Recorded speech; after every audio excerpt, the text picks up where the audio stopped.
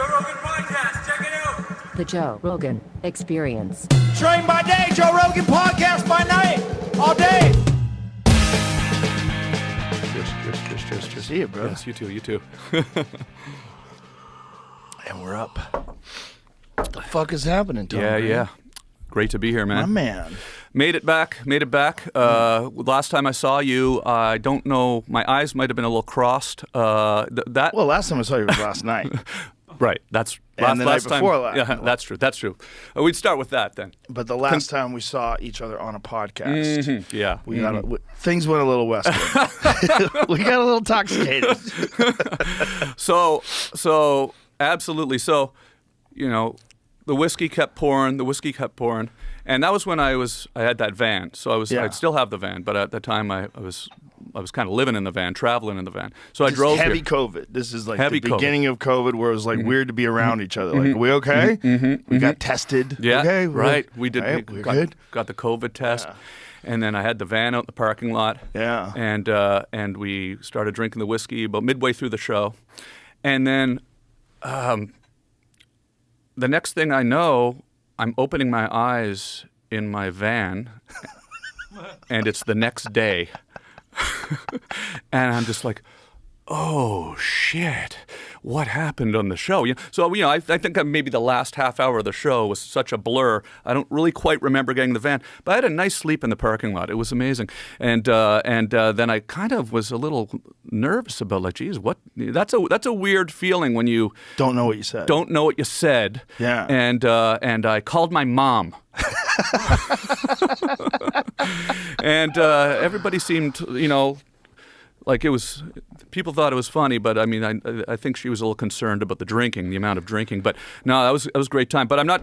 It was fun. Yeah, it was a great time. It was fun. So we got a little off the rails. You didn't have to go anywhere. No. Your van was parked. It was awesome. What is it like sleeping in parking lots? That's got to be an odd thing. Well, I rarely did that in the van. It was mostly out in these remote desert parks, like out in Bureau of Land Management land, BLM land in the desert. Yeah. And I was going around filming, and so I wasn't. But there was a couple of times I'd sleep in a truck stop because I was wanting to make a lot of distance. So I'd drive until I kind of couldn't keep my eyes open. Then I'd pull over at a truck stop and sleep between. Sketchy proposition, right?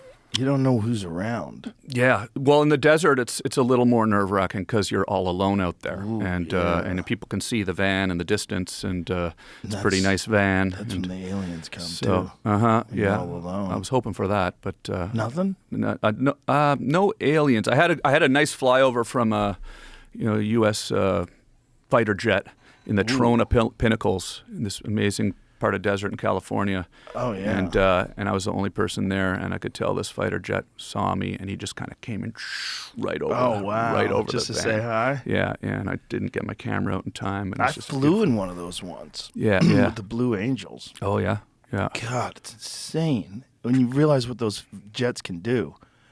And I think what they were flying was like an FA-18. See if that's true. Nice. Yeah. I think that's it. That's what we did. And I believe they are actually. I think they have even more capable jets now. Because this is when, I want to say this is like 2003, 2, something like that. Way back in the day. I have a plaque, that says you flew with the Blue Angels. Pull major G forces. I've never been in a fighter jet. Yeah, I did. I think I did 6.5 Gs, something like that.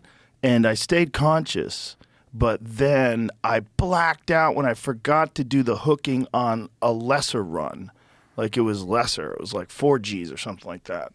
Forgot to do the what's the? Oh, I'm sorry. You when you're going through high Gs, you do a thing called hooking. I think that's how they say it. Where you hold on to the joystick, or you can hold on to your straps on your legs if you're the passenger like I was. And you go like this. And you're literally forcing blood into your head to stay conscious. Yeah. So while we're doing this, that's what you're doing. See how she's doing that? Nice. See how she's doing it? Yeah. So this is That's why how you stay conscious. That's how you stay conscious. You have to force the blood into your fucking brain. it seems like it's kind of slightly on the edge of not being a perfect system, right? Like, I mean, Well, if you got to it's do like that. you got to be a bad motherfucker to fly those things. Those guys were all lifting, like all those Blue Angels pilots. They were all jacked. They were all like super diesel. Yeah. Because these guys are just fucking they're wrestling with that thing. Yeah. Like it's not as simple as like you're you're like the physical force of going to 6 Gs is so extraordinary. You haven't felt anything like it in your life when and these guys can go to like 13 Gs, some of them. Yeah, I don't It's think fucking insane. I don't think I would want to do that. Actually, I would probably just. I sometimes don't want to do those kinds of things. You don't have to do it. Yeah. It looks amazing, but I just feel like I'm glad I did it. Yeah, for sure. Yeah, Just as a wake-up call. Like you think you understand. You see a jet, and I think of it almost like, well, obviously, like driving a race car is very difficult, right? But driving a car fast is not that difficult. Yeah. You know, like if you have a good car, if you buy a new car today that handles really well, you can, if there's no one around, you can go pretty fucking fast, and it's really in control. But those things are different, man. It's like there's a physical experience in this. It's so fast. There's so much power and force behind those things. Like, you got a plane yet? You getting a plane, Joe? Fuck that. No. Bill Burr pilots. Bill Burr flies around in a goddamn helicopter. Yeah, He took me up around downtown LA. You can fly wherever you want in a helicopter. Yeah, helicopters are even more of a no-no for me. Because they seem to go down a little too much, you know. I've been in a few. I flew in a Black Hawk through, Baghdad, and did one of those USO tours. Did stand-up over there back in 2003. How was that? That was pretty wild experience. It was right before, like it was probably, fortunately for my nervous system, right after the mission accomplished banner and right before shit hit the fan with the IEDs. So I was kind of thinking, oh, it's okay, no big deal. And we were over there in the green zone, and we were flying around in the Black Hawk helicopter. One night they said, you want to go out on a night patrol in like a tank? And I was all set to go, and then they had to cancel it because of some sort of attack. And then we started hearing there's some stuff happening. We were there for a few days only, but they started avoiding, stuff on the road and the Humvees. And then the second I got back to stateside, that's when it started to get real bad over there. But I did a few of those. I did Afghanistan as well, and was on Chinook helicopters. Oh wow! So my dad was military, so that's why I'm rocking the Canadian Army jacket. Canadian Army, we've got an army. I heard recently heard about it. They didn't fight too hard against tyranny. Here we go. No, it's we did. Actually, we fought pretty hard against the Germans. The internal. Yeah. Oh, yeah. I know. Internal government tyranny. Yeah, it's fun. I watch your show all the time, Joe. So it's like I'm a very proud Canadian. So Tom, you're the granddaddy of the show. The granddaddy. Well, yeah. I don't know about that, but I mean, first of all, you've always been very. Nice to, give me a shout out about those early days of broadcasting in the living room, huh? Well, dude, you're an awesome guy. I've always loved you. You're always cool to be around. And you also, your show in 2007, when I went on your show, that was 100% a major inspiration for me to do this. Because I remember thinking, oh my God, he figured it out. Like I remember very clearly, like sitting next to you on that chair, going, "Dude, this is it. Like this is it. All you have to do is figure out how to make money with this." Yeah, you said that on the show, which was hilarious, and then you figured that out. Yeah, you really figured that out. That's cool. That was the missing link. Damn it! But no, that's amazing. No, it's I remember when we were doing it, I had.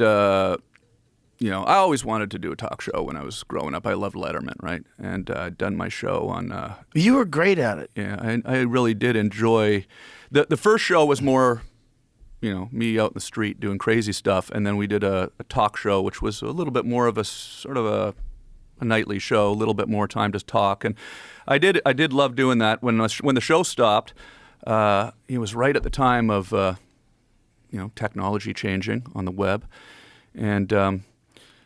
that was always how I was kind of looking at technology usually because, when I was a kid, I was in a rap group. And it was from technology, right? I remember drum machines came out. We were listening to Public Enemy and going, what are these sounds? How do you do that, right? And then I would go work a summer job. I'd buy a sampler, an Akai S900 sampler, an Atari computer, and I'm making beats in my parents' basement in Ottawa, Canada. No one's making beats in Ottawa, Canada. We started this group called Organized Rhyme. And what year is this? This was, we started in mid-'80s. So this is all pre-internet.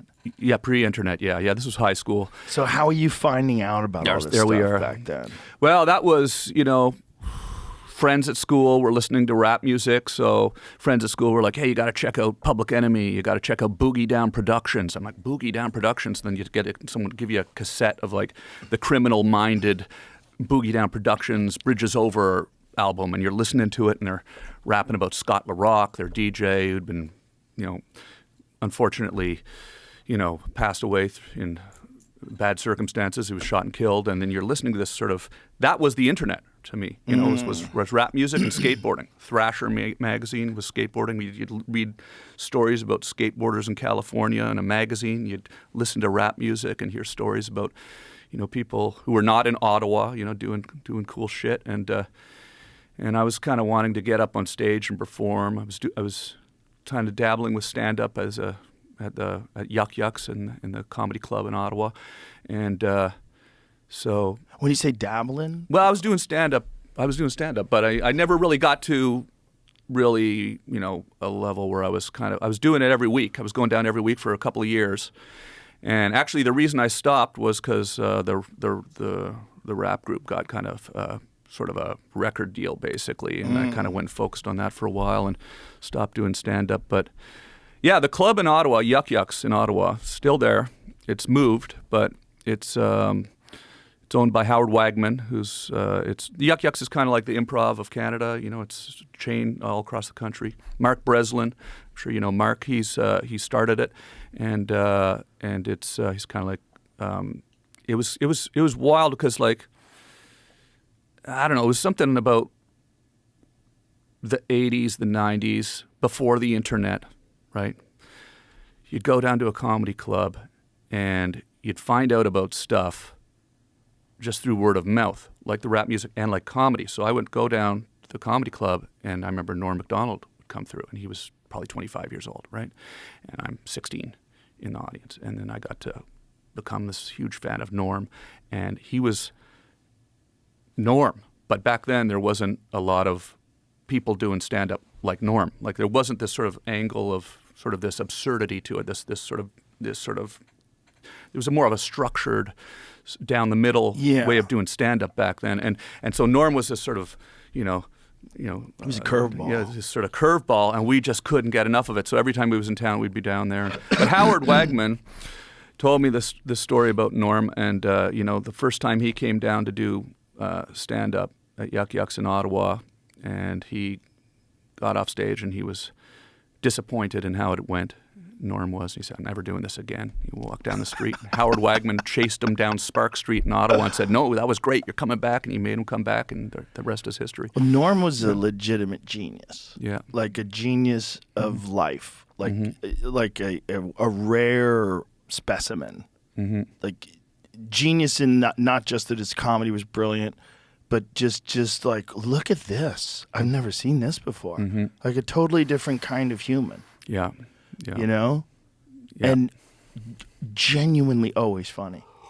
Like every conversation was funny. Mm-hmm. He was just funny. I was on a plane with him accidentally twice. Nice. Twice. That must have been amazing. Twice on two separate occasions. Just totally random. Uh-huh. We sat next to each other on the plane, like, whoa, this is crazy. Yeah. And the last one, it was so funny because he was telling me about how he quit smoking. Yeah, I quit smoking. It's fucking, turns out it's real bad for you. Like, this whole thing about quitting smoking. And we're talking about it, like, how hard was it to quit? This whole thing. The moment we land, he walks into the gift shop, buys a pack of cigarettes, and he's lighting them before he gets out the door. Yeah. And I go, I thought you quit. He goes, I did, but all that talking about it made me want to smoke. Yeah, it's probably all an elaborate setup, right? He probably was planning it the whole way. I don't know. Who knows? He probably doesn't even smoke. He was just doing it as a gag. No, he was. Well, he was into gambling too, right? So Yeah. like people that have those kind of like impulse control issues, like gambling is a big impulsive thing. Like, I'm gonna fucking bet. I'm gonna bet on it. Let's put the bet. Put it. Yeah. All of it. All of it. That's that rough. kind of wild, crazy sports gambling too. That's not a good addiction to have, especially when you have money, right? That's a scary addiction, man. I watched Dana White gamble. I watched Dana White play blackjack, and he was down $600,000. Yeah. And my fucking hands were sweating. I was going, what are you guys doing? That's real money. Yeah, yeah, This is yeah. so crazy. Yeah. He does it every night. Yeah. He does it constantly. There's people that love it. They love it. They love the action. It's thrilling. For me, it's fortunately I've never liked numbers. Like math was never something I enjoyed. So when it comes to blackjack, I'm doing math in my head, and I get very uncomfortable. So I'm not going to be good at this. That's a great reason to not gamble. You hate math class. Yeah, I just figured I'm not going to be good at this because I can't even really add up what I'm supposed to be doing here quickly. So I'm just going to just sit on the side. Plus, I'm cheap. I don't want to lose money. Not a math person either. Yeah. It's a concentration thing. It's like if you concentrated on math, really got good at the basics of it, and then really started getting into more complex mathematics, it'd probably be very fun, probably be very exciting. But the problem is I never concentrated in high school at all. I didn't pay attention to it. So I'm so removed. Like if people start talking about math, like complex shit. Yeah. I checked out I at don't long have the division. tools. Long I don't have the division, I tools. checked out. I'm like, are calculators available? They're pretty much everywhere, right? Right. And aren't there's like an unlimited supply of batteries? I'm like, Right. I'm out. This is what I'm wondering. Now with our phones and our Google and everything, like we don't have to learn any of that anymore. I don't know anyone's phone number. We don't really have to learn anything anymore. I know like Eddie Bravo's phone number. I know my wife's phone number. I might know two other numbers. Yeah. When I was a kid, I had 100 numbers in my head. Yeah. Mm-hmm. You could call your grandmother. I The still top remember of a hat. my phone number from when I was a kid. Yeah, you could call your friends. I could say it now, but that person probably wouldn't like that very much. I got my phone number memorized from when I was in high school. It was our first phone number. Yeah, I couldn't believe we had a phone number. I'm like, wow. Yeah, yeah. Yeah, but I knew that's we had phone numbers before, but that was the first one that I remembered. And That- then that was the first answer machines too. right. That was wild. Remember, you would if you're out and you're trying to meet somebody and they're going to meet you and then they don't show up and you want to figure out where they are, you'd go to a payphone, put a quarter in it, Yeah. call your phone, and then put your code in and check your answering machine or your voicemail from Yes. from the mall. And you thought you were And living in the then future. they'd leave a message Yep. on your answering machine to tell you, hey, sorry, I'm going to be a little late, and then you hang up, and then cost you a quarter. But that's how crazy everything's changed in when you such a left small the amount of house, time. you were gone. Mm-hmm. No Yep. one knew where the fuck Yep. you were. Absolutely. There was Yeah. there's no Snap map. Where kids today, they look at each other on Snapchat maps where they all know where they are at any moment in time. There's no shenanigans. Yeah. No, I was thinking about like how when I was a kid, we would be able to very easily manipulate, the situation with my parents and say, okay, I'm going over to my Right. friend's I'm house. going And to they'd Bobby's house. Go drinking and skateboarding Yeah. all night, and Yeah. that was better like that. These kids today, they're tracked. Everyone's tracked. If Yeah. it's not your parents, it's the government.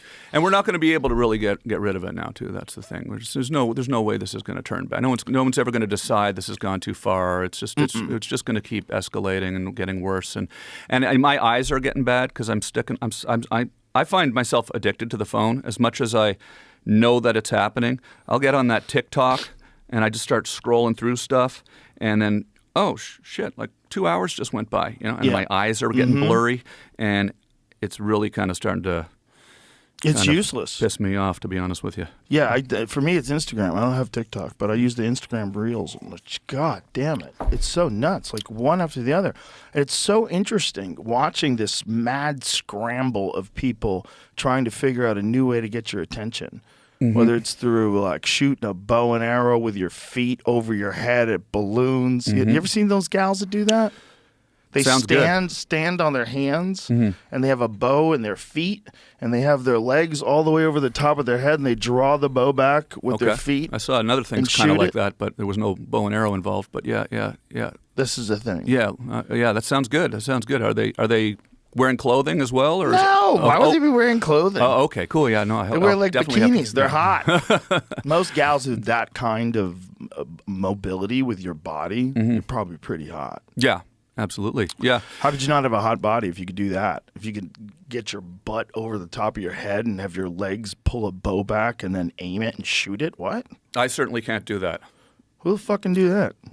I mean, what percentage of the population can do that? See, and this is kind of, I think, where we started with us was, how did I find out about rap music? How did I find out about Norm? We had to use a certain sense of creativity, and we had to go out of our way to find out about stuff. Right. And so it sounding like some couple of old guys here. We are a couple of old guys. Complaining about But that's what we are now. how the world was better before. But I don't think the world was better before. yeah, I don't think that's true. there's some aspects of it like that I think forced us to be just a little bit more creative and think out of the box because we were, or at least in a different way, because you'd go find some drum machine, or you'd go down to the little comedy club in Ottawa, and stand-up comedy wasn't a mainstream thing then. It was pretty big, but not in Ottawa. It was sort of almost like you felt like you were going somewhere that you weren't supposed to go. Yeah. You go down in the basement. Yeah. I was 16 years old. I'm in a bar, and there's some guy on stage, and they're not talking about Norm Macdonald on television yet. He hadn't gone to SNL yet. I remember I'd see him, and my friends would see him, and then we'd go to school, and we'd tell our friends, you got to go see this guy, Norm Macdonald. He'd come every 3 times a year, and every time he'd come, we'd be there. And it was just like this sort of myth. It was a mythology to it, And then all of a sudden we heard he moved to Los Angeles because he was writing for Roseanne, and we all heard about this. And it was this sort of, all the, the amateur comics, the kids up there are doing it. And well, I guess I was the kid doing that. Everyone else was kind of in their 20s, but in 30s. But everybody was just kind of like, "There's hope. We can get out of Ottawa, man." So Yeah. and something out there. and then SNL and everything. And it was just amazing to watch him do that. But I was having a good chat with Adam at the club, about Norm, because he was, of course, famously his sidekick on his show. yeah. And so it was such a shame to see Norm disappear like that, and He was talking about coming out here too. yeah. So, but it's so much has happened since I was here last. I got a lot of stuff I wanted. First of all, before I start talking about me though, I just wanted to say thanks for having me at the club this weekend. My pleasure. I'm so stoked. The club is amazing. And I've been hanging out there for the last 2 nights, and I came in a little early and wanted to hang out and just settle in. And man, it's just such a vibe there. It's just such a perfect comedy club. You did such an amazing job. You're the only guy that brings his dog everywhere that's not annoying. Maybe ever. Yeah. Well, maybe ever. Yeah. And everybody loves Charlie. Yeah, everybody loves Charlie. Could be a Charlie's in here with us now. Yeah. Charlie's a sweetie. Charlie I got Charlie right before I came here the last time.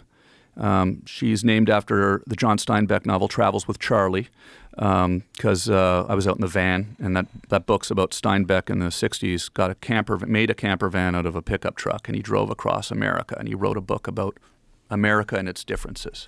It's called Travels with Charlie in Search of America.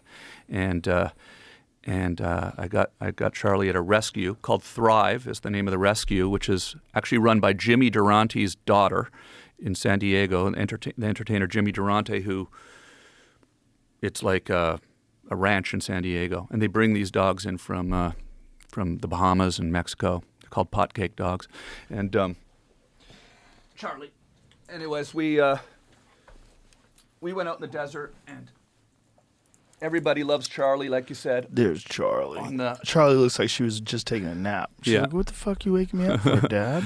But I was just taking a nap. The funniest thing is Charlie actually goes on stage with you. We should tell people. Yeah, she just chills out up there. I just kind of take her. It's got to be so weird when you're killing. Yeah, all that noise. She's kind of used to it. But isn't that strange? What a strange experience for a dog. Yeah. To be in the Bahamas. Yeah. And then all of a sudden she's on stage with Tom Green. That's right. She Just left the Audience Bahamas. is cheering, and she's just sitting there like, "What the fuck is this like?" Yeah. I'd look at her this sometimes and wonder. She left at 5 weeks old, the Bahamas. So that was a good thing. She okay, got so out of there she was a 5 real weeks baby. old, and then was in San Diego. She got adopted by somebody else for like 3 months basically, and then they couldn't keep her. I got her at 3 months, and it's funny. She grows up in the Bahamas, then she goes to California, and then I moved back with her. I moved back to Canada since I was last here, and I left Los Angeles. Following in your footsteps, the exodus continues. It wasn't just me, man. I keep getting like labeled as a Pied Piper of this, but come on, everybody was leaving. Yeah, I gotta say though, like there was a lot of factors to change my entire life. I sold my house around the time right after I was here. And that was the house that you did the Tom Green show from. That I owned for 18 years, that I did the Webovision show in. Webovision, we called it. And why don't you do a show now? so I'm building a podcast studio in my barn.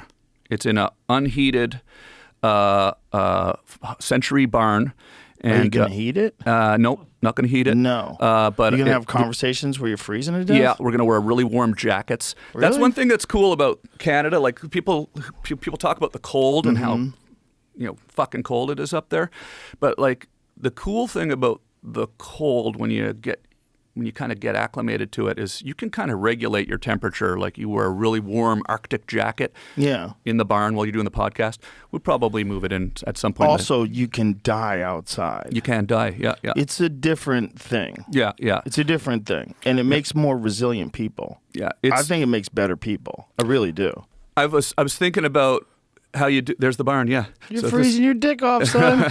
First of all, that's my dad. That's my dad there, yeah. So, yeah. If you know what, you should get sponsored by like one of those like heater bodysuit companies.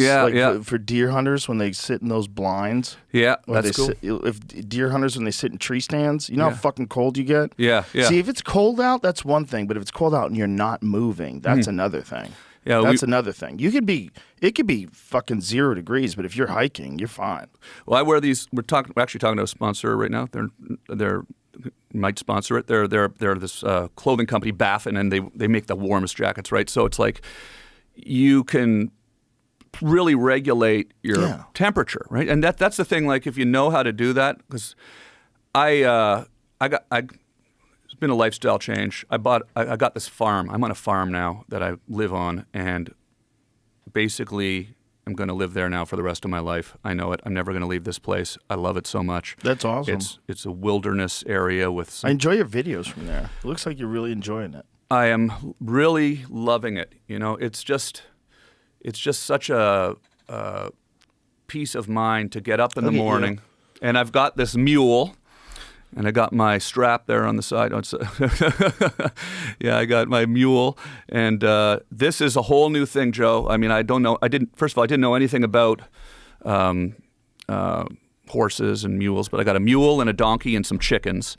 And so mule is a cross between a donkey and a horse, correct? Is yes. that how it works? Okay. And I did not know that a year and a half ago. They're supposedly like the most resilient animals for like riding trails and stuff. So mules are it's sort of all it all started with I found this property and this farm and I wanted to be outside, and then there was these 2 old barns there, and I would look at these barns and I'd say they were kind of calling for something to be put in them. They were 100 years old. There was stuff stored in them, and so some friends of mine and I, we kind of cleaned up the barns, and I got this mule and this donkey, and so.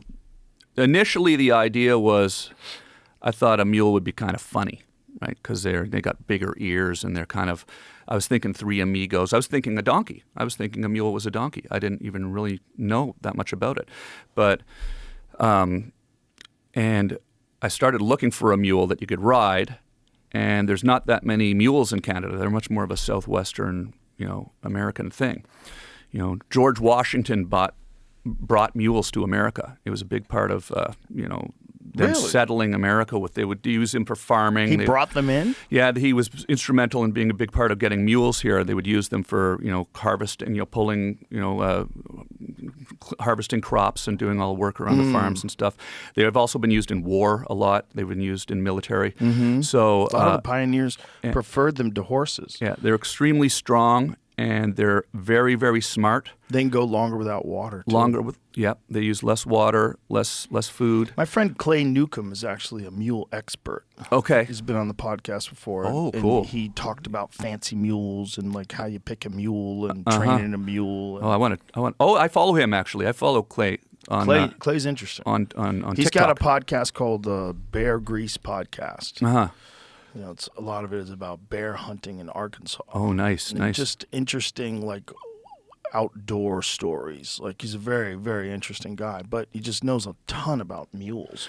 Well, the thing that's so crazy about them is they're extremely smart to a point that it's, people say stubborn as a mule. It's not really stubbornness. What is it? It's self-preservation. So they figure out, basically, I'm riding this animal now. She's a very big mule, as you can see. She's a very big mule. She's called 16.3 hands is the way you measure horses and mules, and she's like as tall as they get. Her mother was a horse, so a Percheron paint mix. So Percheron's a workhorse, almost like a Clydesdale. So she gets her size from that, and her father's a mammoth donkey, and she's 10 years old. A mammoth donkey? Yeah, a mammoth. Yeah, What a great name. yeah. It's definitely created a very large, strong, serious animal. I want to see a picture of a mammoth donkey. Yeah. How big are they? There we go. Yeah. Yeah. So you can sort of see. Whoa, look at the size of that fucking thing. That's a donkey? Yeah. Holy shit, dude. And you can ride those too. So. And that's. But are donkeys harder, between 900 and 1,200 pounds? Yeah. Are donkeys Fannies- harder to train than mules? I'm not sure of the answer to that. I'm not sure. But I know that mules are easier to train than horses. So I would assume because they learn. And mules are sterile. They're sterile, yeah. So It's a hybrid animal and it can't breed, which isn't that fascinating that like a male of one species can breed with the male of another species. They make an offspring. It's Yeah. alive. It has testicles, it has sex drive, it has everything. Can't breed. Isn't that weird? So the horse has. Let me get this right. I've been trying to learn as much about it as possible because I'm riding this thing and I don't want to die because you can fall off it and it's not fun falling off. I've fallen off a couple of times. Have you really? Yeah, it wasn't too By bad. yourself? Yeah. Out there in the middle of nowhere? Yeah, it was my own fault. I was streaming on Instagram and not paying attention. That's a good for beginners. Don't let go of the reins and play with your phone while you're riding on a 1,400-pound mule. Fanny's 1,400 pounds. That's fucking huge, man. But yeah, I guess it's a horse has 64 chromosomes and a donkey has 62, and so when they breed, they take one of. It ends up that the donkey, the mule has 63 chromosomes, which is not an even number, and therefore makes it sterile. So this is what I'm trying to. So that's what it is. Something An even number. Something kind of complicated Isn't like it that. fascinating though that nature figured out a way to stop everything from fucking everything and just getting it pregnant? Isn't it like nature's like we got to have a system in here because that's untenable. That's going to lead to chaos. Yeah. Like if humans. Imagine. Can you if imagine? humans could get Think- other things pregnant. It is so good that they did- everything would be a hybrid of a human. Like That is- everything. Yeah, like be a lobster human hybrid. There'd be a Somebody would do that. You know? Island filled with turtle people. People walking around with exoskeletons going, hey, this ain't so bad. You're going to know? be on the island going, I can't believe someone fucked a turtle. Yeah. And there's going to be this guy like with a turtle shell on. Fuck you. Yeah. You know, he's going to be mad at you. Like, I'm just saying. Because people are insane. Insane. I mean, somebody has probably fucked a turtle. 100% someone's fucked a turtle. Right? If you had to bet everything you own, Sure. 100%. You would have to. A guy You're not gonna bet it- somewhere Yeah. has been hopped up on some fucking Yeah. Vietnamese street meth. Right. Right. Fucked a turtle. Of course. Yeah. Probably American. Yeah. Probably an American guy from the Southwest. Over there hiding from the law or something. Right. And he's methed up and he fucked a turtle. Right. Yeah, people fucked everything. But no result because of the power. The nature has made these protections. Thankfully. The wildest hybrid, of course, is the liger. Yeah. Because they miss the gene that regulates size. Yeah. They don't have the same gene that like a tiger and a lion does. I've seen those. I forget which one. How does it work? Is it a male lion and a female tiger, or a male tiger and a female lion? I forget which one it is, but in that combination, when they make a liger, they just keep growing. Yeah. They're so big. Yeah, I've looked at these on the internet. The thing is I guess a tiger and a lion and a donkey and a horse are close enough together in evolution to be able to do this. And there's, I guess, no animal that is close enough to us to be able to Luckily, come close enough. Because they've done experiments or with maybe we just other haven't. primates. Maybe just nobody's fucked the right thing yet to figure it out. I bet someone pulled it off in China or Russia or something like that. They probably got some chimp-human hybrid somewhere. I've heard sort of internet conspiracy theories that there was a Russian experiment that went awry or something like this. Well, but there was this one very strange case of a chimpanzee that they call humanzee, and this chimpanzee had very human-like features, and it lived with a family. I forget if it was a family of researchers. I forget the story, but they always end tragically because those things ultimately, as they get older, they want to be the boss. It's a big male, and they're going to just fuck you up. They're going to bite your fingers off or bite your friend's finger. It's always something like that. They always do something horribly violent eventually. But this one that they had him for a long time, and he looked like a human. yeah, Look, my gosh. it looked weird. Like and he stood upright a lot, and he wore clothes. He's got a big old donkey dick. Look at that donkey dick. oh my gosh. The humanzee of Orange Park. First of all, humanzee is such a great name. I mean, I almost wish it had worked just for that reason alone. Right. Humanzee. I mean, there'd be humanzees going around. But I often kind of have See if you can find so there's some weird, shocking pictures of it. Like that one in the upper right-hand corner. The one, right, that right. and they're so strong. Click on that one. Look at its face. Yeah. Like it's got an odd face. And there's some pictures I think they're probably doctored that made it a little more human looking that could confuse people. But the thing, like as it got older, see if you can find the older pictures of it. It looked real weird, man. Yeah. But it was just a chimp. It was just a chimp that, had been taught to behave that way. Yeah. Look at how he's walking. He's walking like a chimp. He's not walking like a human. Look at the shoulders and the arms. That's a chimp. I sometimes think about the close calls I've had with a couple times with animals where I wasn't really giving them not like just understanding the power they had. Like I had a chimpanzee on a show I did once on my TV show back in the day, and it was a trained chimpanzee, but massive. And I remember after the show, I just said, "Hey, can I hang out with the chimpanzee?" So it came out, and I was just sitting out with him in the parking lot for about half an hour, just me and this chimpanzee, right in front of me, looking right in my eyes. It was playing with the buttons on my shirt, and it was the trainer was 20 feet away, and I just thought it was the cutest thing. And then a few years later, I read about the chimpanzee ripping that, killing people and how violent they are, and you go, man, that is. I had a macaw at one point, which I actually had to get rid of. Big red parrot, a macaw, and I got it in when it was 13 months old, and this was my biggest disappointment, I'd say, with a pet, because I had gotten this macaw.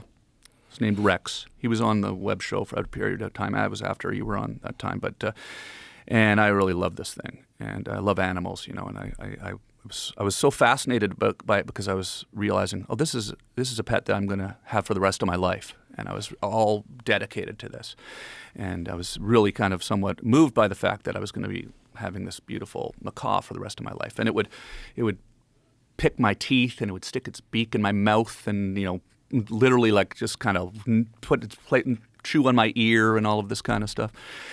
And then all of a sudden, when it got to be about 13 years old, it just became a real asshole. Like it really, really changed. It had been going from this little baby to I couldn't put my hand in the cage without it really biting hard. And it almost took my finger off.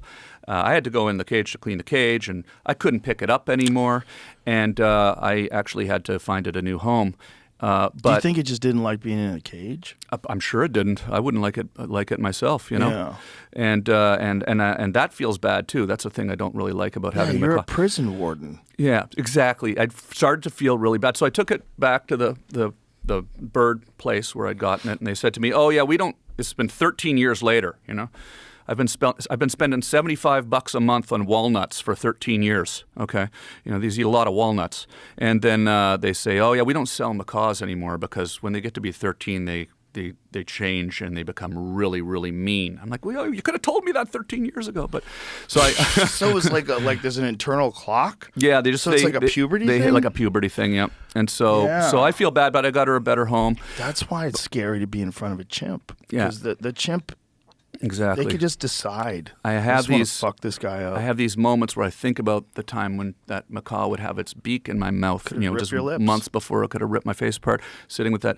But the Fanny, this mule, and I have the donkey as well, who was her companion for her, named Kia. She was a 2-year-old donkey, and the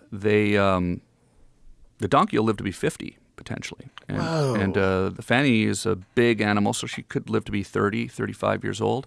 And so she's 10 now. So it's a big responsibility. And I really kind of consider them now, after having them just for a short time, kind of family. You know, it's an amazing thing.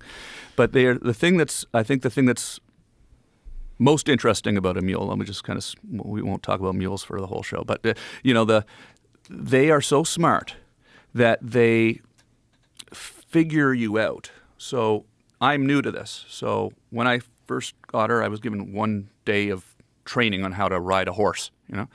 So I learned how to saddle her up. I learned how to get up on this thing. You know, you pull the rein, you look where you want to go, you push with your foot opposite of the side you want to turn.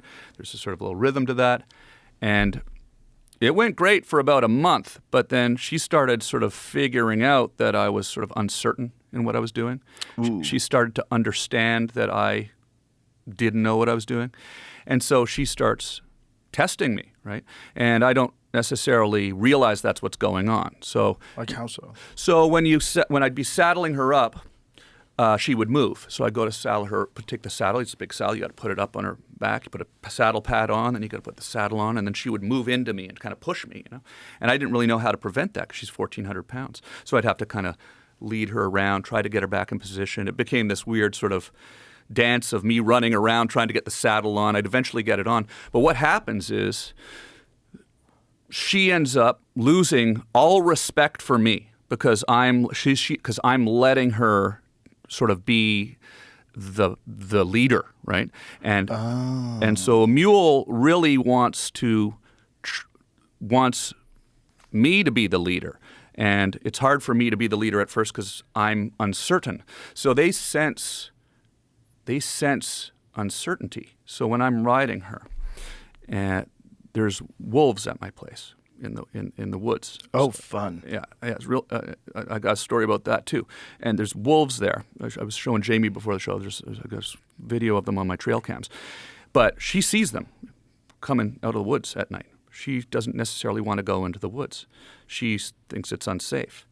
It's not, because obviously they're not going to attack her and me. She's a giant mule, but she thinks that. So over time, she started to not want to go in that direction. She stopped wanting to turn left. And so what would happen is I started to realize she didn't want to go there. So every time I wanted to go there, I would get nervous. I would feel uncertain. Oh, she's not going to want to go there. She would sense that I was nervous and would double down, and then she wouldn't go in there. So I had to kind of get into this real sort of a psychological retraining, kind of a mule intervention from the people that raised her. I have so many questions. Yeah. Hold on. Yeah, it's really wild. It's really interesting, the intricacy of how you figure this out. Did you have any training before you got a mule? So she was owned by a single owner up in northern Canada in a place called Thunder Bay, which is about 18 hours drive north of me. Way colder up there. She's like in Club Med down now in southern Canada. She's probably loving it. But and her owners were Kaya and Lisa, who they breed mules, and they're called twister mules. Did you get any training? They drove her down, and we spent about 3 days Okay, and they showed me how to saddle her up, and they talked to me about it, and I learned as much as one can learn in 3 days. There's the basics, right? Right. There's the basics, like Did you do a lot of it when they were there by yourself? Like they just told you how to do it and you walked over and did it? They spent time with me for about 3 days, but this is kind of. They're telling me I'm doing quite well because I actually am able to handle this animal now. But it's been an interesting journey the last since June. I got her in June, because at first it's at the very first sort of on the surface way that you ride a mule is you look where you want to go, lightly pull the rein. If you want to go left, you pull the left rein lightly.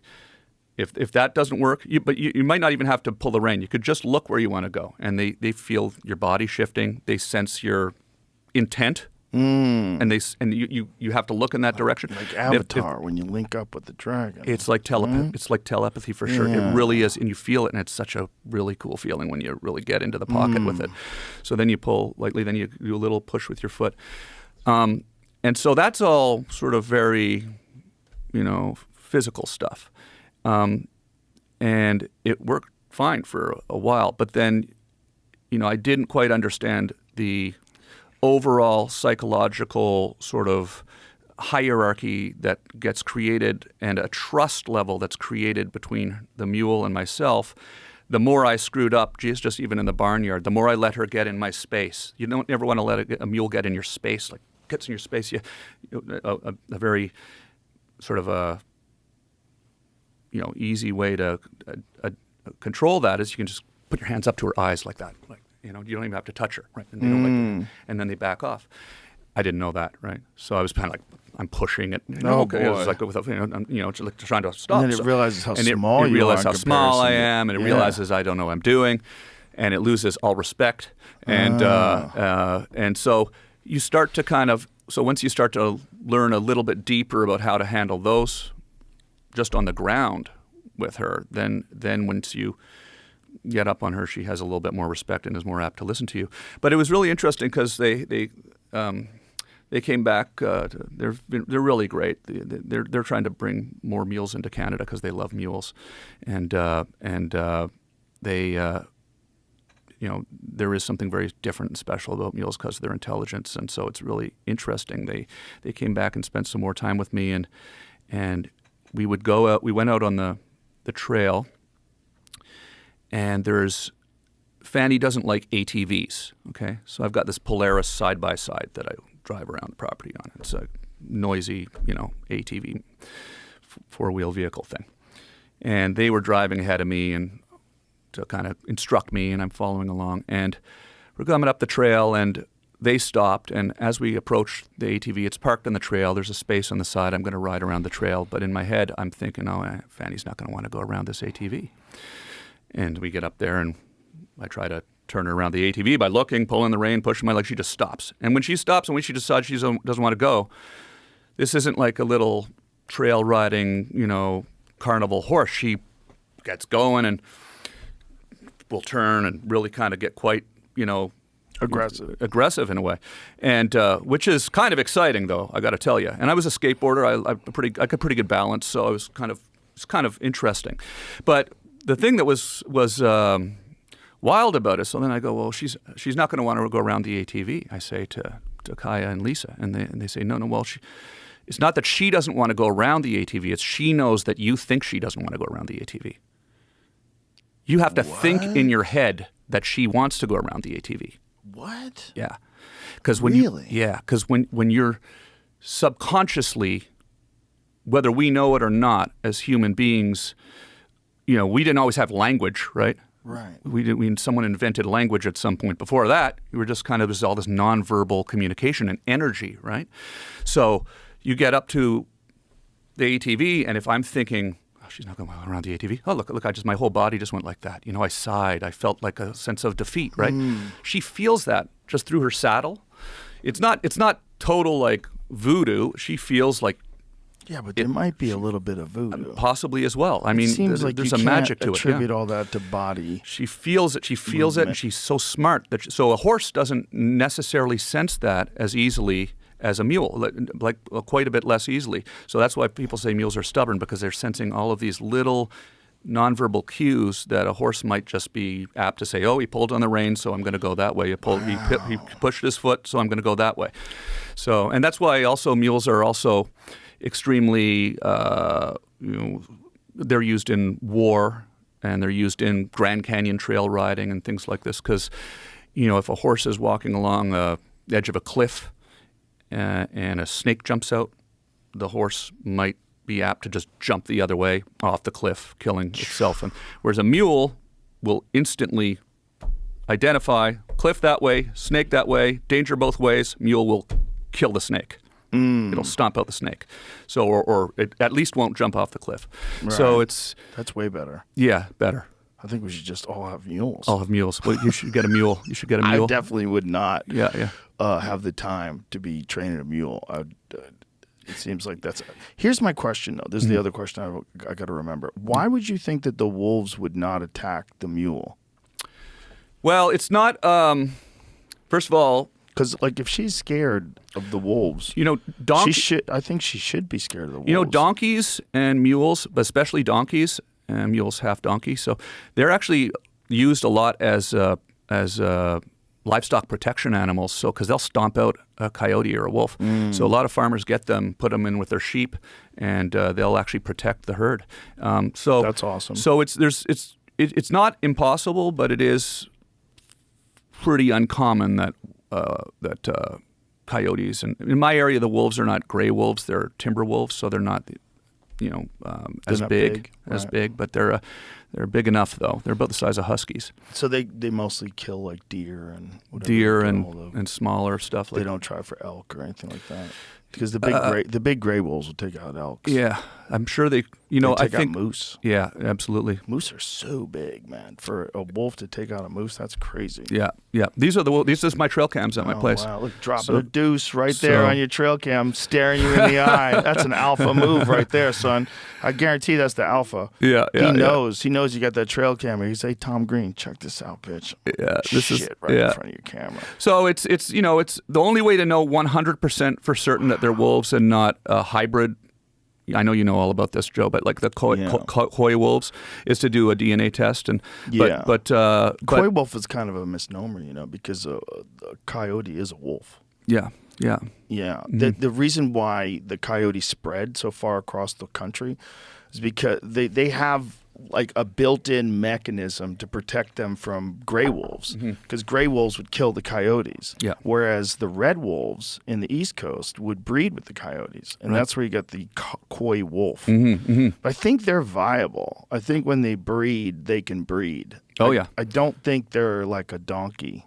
Or like a mule, rather. You mean a coyote and a wolf? I think when the coy wolves, whatever they call them, coy wolves, I think they're viable. I think they have babies. Yeah, absolutely. No, they are for sure. Yeah. Yeah, and it's not really. It's not different. It's kind of like two different kind of dogs or something. Exactly. Exactly. Yeah, because I've been getting some information about this from a wolf researcher up who lives near me, and he has sort of put out some trail cams, and we've actually laid out some fur traps that can get a little bit of their fur, and we're going to send it for a DNA sample to find out exactly the percentage of DNA that wolf to coyote that we have here. Because it's kind of, I don't know. When you live out in the wilderness, you find these kinds of things I find it quite interesting to just really dive into it deep and try to figure it out. You're out of there in the real wild. You're in the wild where there's packs of predators in your neighborhood. And I wish I had bear footage right now, but I it's not online. But this year I put out my trail cams, and I got I'd say a little more than a half dozen distinct different bears on that exact trail. Whoa. Which is, on my property right by my house. Brown bear or black bear? Black bear, yeah. We don't have grizzlies out east, so it's just in Canada even. Not yet. Not yet. The Liberals will try to reintroduce them. You need more things to be scared of. Well, talking about bringing Grizzlies back to California. Yeah. I want you to come to Canada, Joe. I know you haven't come to Canada lately, but you got to come to Canada, because here's the thing. I watch the show all the time, so I know your feelings about Canada. But here's the thing, like, everybody loves you in Canada, So I'm coming down here. Everybody's so stoked that I'm here, and I love Canadians. I just hate their government. Mm-hmm. And sometimes Pierre, how do you say his last name? Polivier? Yeah, well, it's French, so it's well, I don't think he's French, but the name's French. Pierre Poilievre. With sort of a weird R, silent R. Yeah, it's a strange. As you see it written down, it's very difficult to remember how to say it. Yeah. That guy makes so much more sense. Yeah. He's so common sense and just calling out all the nonsense that's been done under this administration. It's just so sad to watch. So this is the thing that I kind of, I guess, just wanted to throw out there, which is, it's not unlike here in the U.S., right? You've got Biden as president now, right? And then you've got essentially a Democrat. We actually call our Democrats the liberals, right? That's how unabashed we are liberal up there. We actually call the party the Liberal Party. It's not a bad word up there, right? They actually call them the liberals. And the other ones are conservatives. And conservatives, liberals and conservatives. But it's the same thing, like half the country hates the party in power right now, just like as much as anybody, and it's just a constant thing, and they want to get him out. And so, I just wanted to, as a proud Canadian, want to throw out the distinction that, Canada's, it's like here. It's the same bullshit that's here. Everybody's arguing about issues, important issues.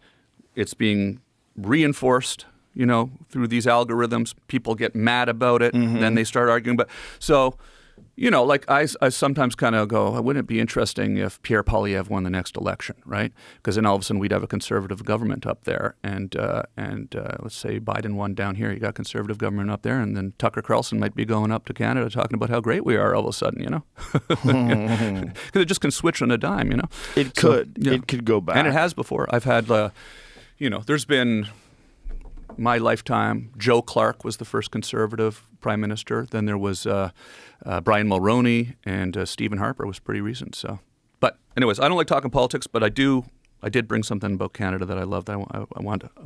Okay. It's a good thing. I'm trying not to talk politics too much because it's like, it's gross. It just everybody gets all mad, Yep.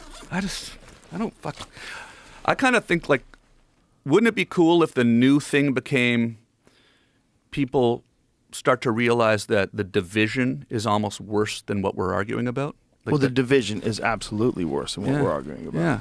Most people want good things. Oh, this is for you syrup. and your family. A huge and I brought one for us too, just to try. Christ. This is the freshest, best Canadian maple syrup made by my friends, the Conboys, Ryan and Jason. Shout out to Ryan and Jason, George and Darlene, and they make this on their property. Damn. They have thousands of maple trees tapped, and this is a family-run business. They've been doing this for hundreds of years. That is a lot of work.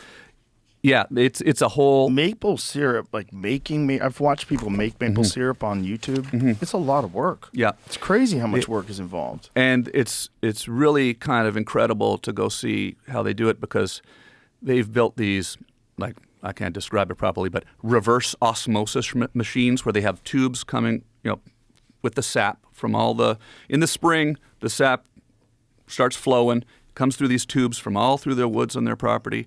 It runs out to their barn where they have these machines that do something called reverse osmosis. I don't know what it is doing exactly, but they have to do it. And then it goes into this giant vat with fires, with wood burn fires, and they boil the sap down until it becomes thicker and there's more sugar content, and then you have this delicious syrup. But I brought a couple of. It's literally the blood of trees that you pour on pancakes. It is, and you know what? Are we going to drink it, like in shot glasses? I just thought, as opposed to drinking whiskey till we're on the floor this time. I never made it to the floor, sir. You made it to the floor. I maintained. I don't remember what happened. Level of motion and the ability to conversate. Oh my gosh! Okay, well, dude, that's diabetes in a shot glass. Yeah, we'll just do a shot. But I want you to see, this is real maple syrup, okay. Canadian maple syrup. It's Conboy maple syrup. They're my friends. They're the best friends that that you'd ever want, and it's not your manufactured sort of Cheers. processed shit. Cheers. Do you have to do it like a shot? No. That Yeah, seems you gross. can. Yeah, absolutely. Oh my God, I can't drink this whole thing. Yeah, It's really good though. pour it on some pancakes. delicious. Yeah. It just makes you think, like, how much sugar are you getting from pancakes with a pile of maple syrup on? You're getting a fuck ton of sugar. Mm-hmm. Yeah. Like, how much sugar is in, what is a shot glass? How many ounces is that? I should know this. 1 ounce? Let's just see how much sugar is in 1 ounce of maple syrup. Yeah. Yeah. God, how could you drink that? Yeah, no, you don't really drink maple syrup, right? We're just doing it for a I know, gag. for but fun, but pour it on your pancakes. It's or, amazing how good it tastes on your pancakes. No, it's good I in would- coffee. Put it in your coffee in the morning. Oh, So I keep a big jug of it. 17 grams in a shot glass. Yeah, yeah. And I guarantee you, if I'm having pancakes, I am drowning those bitches. Yeah, absolutely. So I got you. I'll get you more whenever you need some. It's the best. It's different than. Waffles with that on it? Oh, yeah. Son. Mm-hmm. Lots of butter? Oh yeah. Up to 20. Up to 20. Okay. A lot. That's 20. like a soda. So if I'm having pancakes, I'm having 120 at least. Yeah. I'm pouring a bunch of maple syrup on that shit. 6 ounces. Yeah, easy. Easy 6 ounces. Like a glass of it. Yeah. I'm getting in between the stack, Mm-hmm. pouring a little in there. It's just a nice Yeah. little boost, a little energy boost. It's for like 5 minutes. Yeah. Then you're in a coma And for then- the rest yeah. of the day. Yeah. Yeah. Yeah. Yeah. Yeah. Absolutely. Yeah. But I guess if you're out there on your farm, fucking throwing hay around all day, exhausted. Right? I You did burn this off. this summer in August. I have some fields with hay. We cut the fields, and and I have some local farmers that helped me cut the fields to square bales. So you're really farming. Yeah, I had Farming for real, for real. farming hay for my animals. Yeah, I had 580 bales of hay off the property this year, and we had to lift it all, carry it all onto a hay wagon. See, because I'm going to try it figure out a way to do it a little differently next year. But yeah, normally the farmers that have done my property for years, they've been doing it with these big circle round bales, But I wanted to get square bales this year because it's easier to handle for the horses or the mules and the donkey every day. So see, every day I go to the barn, I pick up a bale, they eat about a bale and a half of hay a day. It's cool because like from May, June till about the end of September, you don't even have to feed them. They're just out in the pasture eating grass, which I often think about, when you think about vegetarians and you go, how do you put on, muscle with just veg? And you look at this giant animal, all it's Right. doing is eating grass all day, and Gorillas. they're massive. But yeah, so that I got to figure out a better way to get it in the barn this year because some of my They friends. have to eat it all day Mm-hmm. long. That's the difference between eating meat and eating grass. If Yeah. you watch Predators eat and then they sleep all day. Mm-hmm. But you watch a donkey, Yeah, those motherfuckers are just eating all day long. Yeah. They have to eat all day long. Yeah. They're always eating yeah, because yeah. there's not a lot of protein in that food. It's got to break down in their weird digestive tract. Yeah, yeah. It's undulate digestive tract. So Fanny and Kia have come from a pasture that had 20 other animals in it to my place where they're just there by themselves with the whole field to themselves. So Fanny was putting on some weight last summer. I have to now kind of monitor how much she's out in the pasture. I 'cause- should correct myself. Undulates are cows and shit. I'm thinking of cows. right, and the weird deer. stomachs and stuff. I'm not Yeah. exactly sure But how I the thi- stomachs work on these. I don't know how on equines, but I know that to think that you could get that jacked eating vegetables is ridiculous. Right, that's what I was kind of thinking.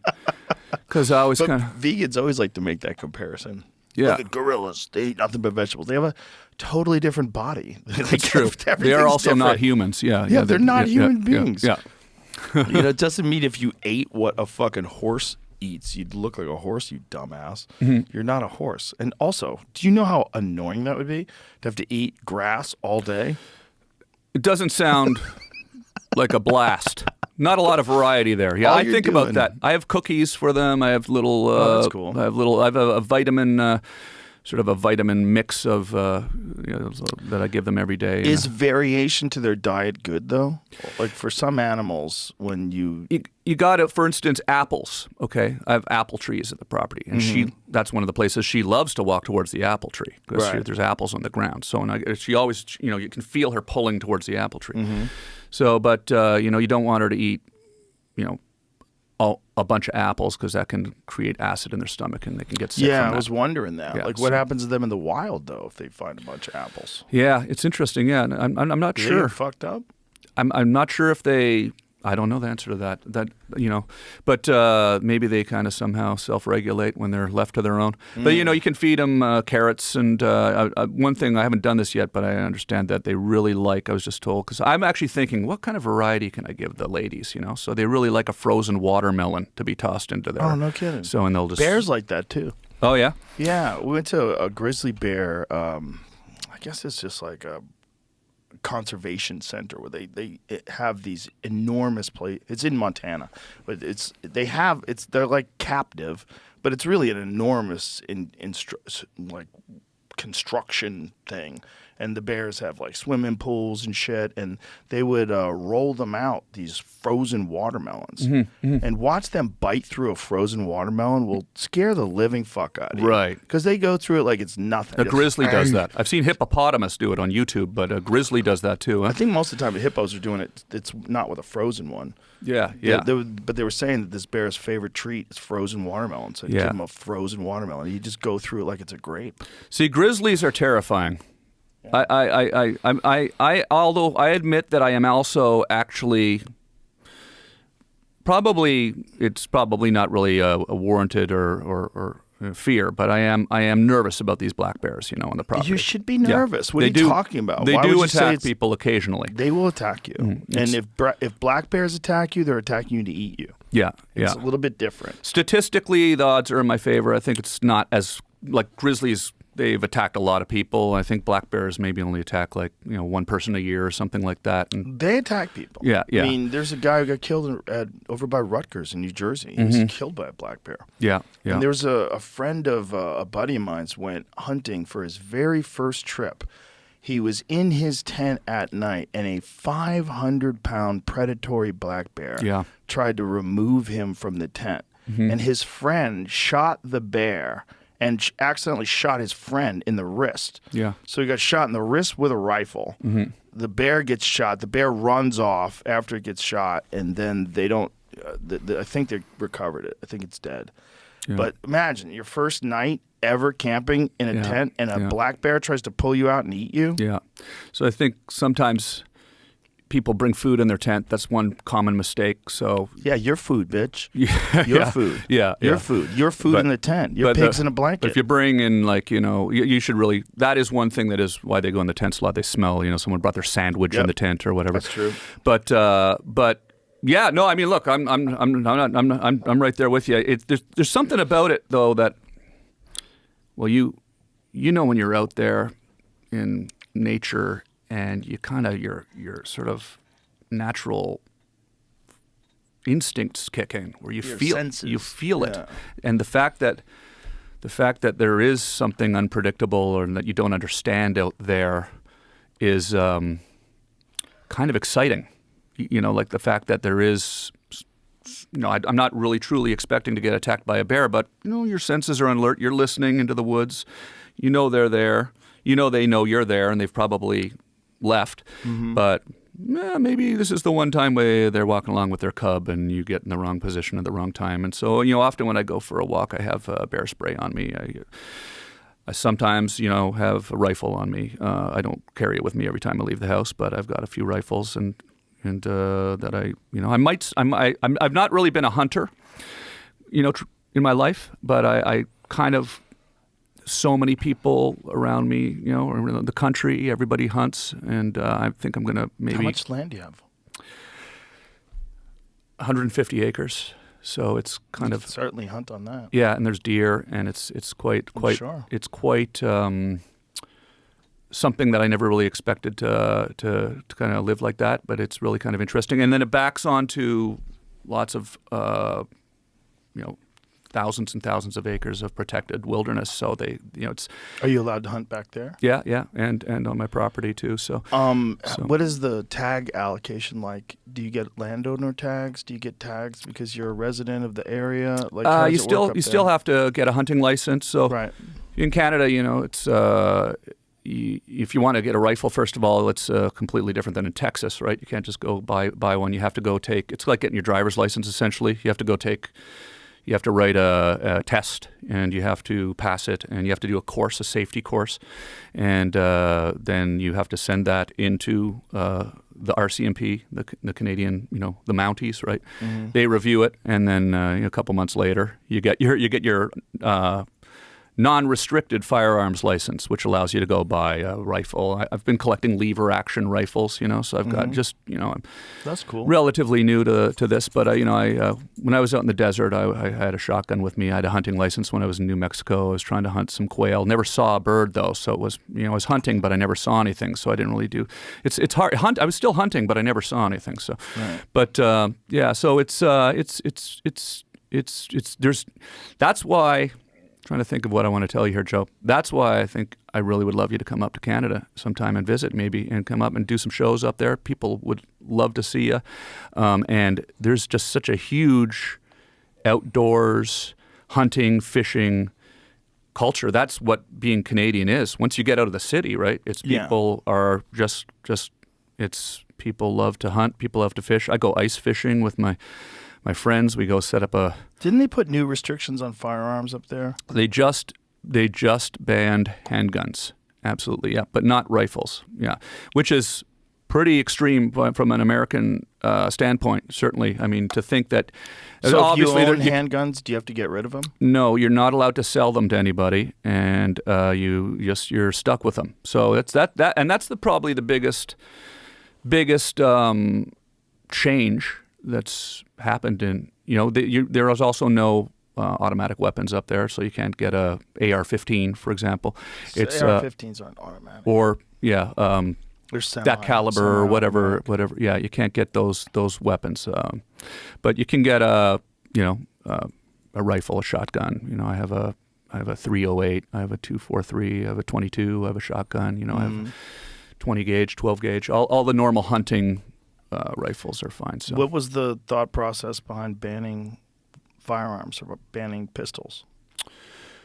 Well, I wasn't really kind of. I think it was just an attempt to curb. Voted on? Well, they voted for the government, and the government did it. So obviously, some people aren't too happy about it. One thing about Canada is the gun culture is different up there. It's more people are. I think I'm going to get in trouble with the people that are handgun enthusiasts in Canada, but it's just not as common up there.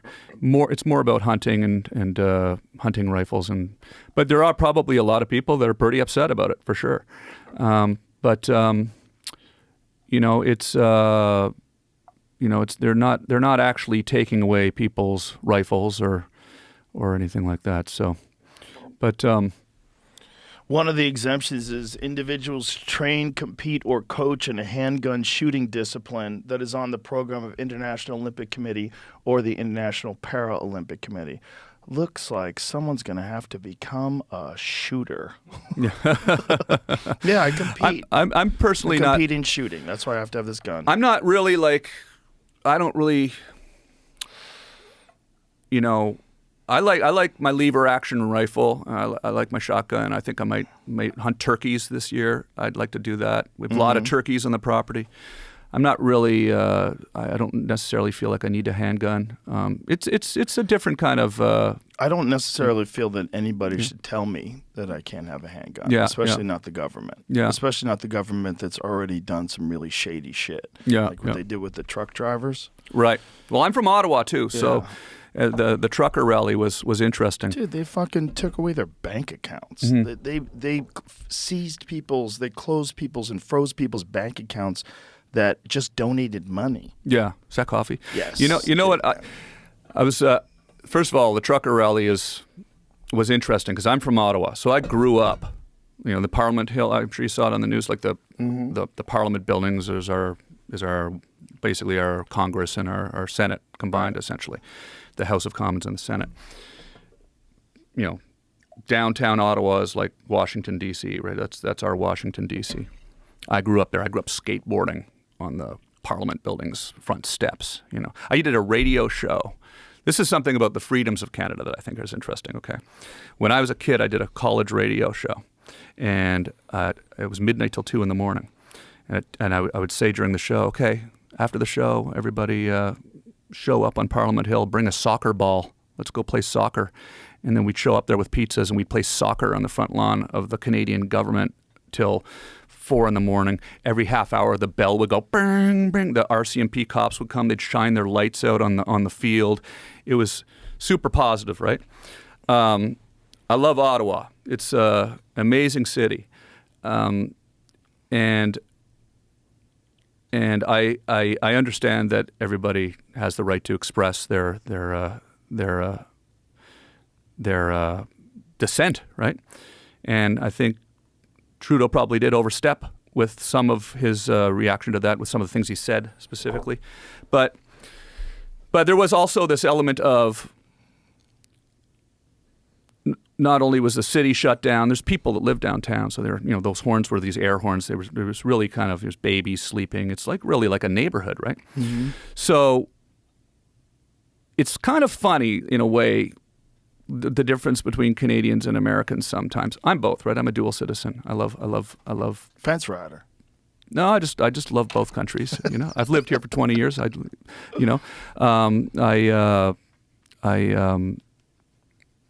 But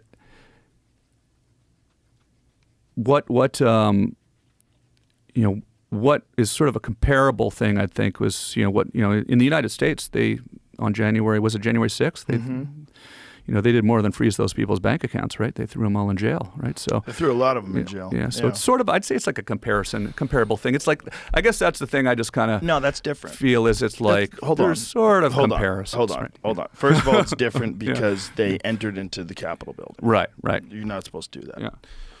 A lot of people broke glass. They smashed windows. They did a lot of shit. It was also, it's not comparable because it seems like they were instigated in some way, at least partially, by people in the audience that wanted them to go in there. Yeah. Now, whether those people were federal agents, or whether those people are Antifa, or whether those people are Democratic operatives that want to turn this into chaos because it's a great way to attack Donald Trump. Yeah. Whatever it was, there definitely was people that were instigating people to get into the building. There's video recordings of it. There's also weird instances of cops opening gates, letting people in. Mm-hmm. The fact that it was severely under-policed. Mm-hmm. When they had the George Floyd protest, the Black Lives Matter protest, they had way more cops there for that than they did for this crazy thing where the dude is denying the election and his rabid fans are going to show up, and you're not prepared for this? The whole thing seems like, if I was going to make a playbook,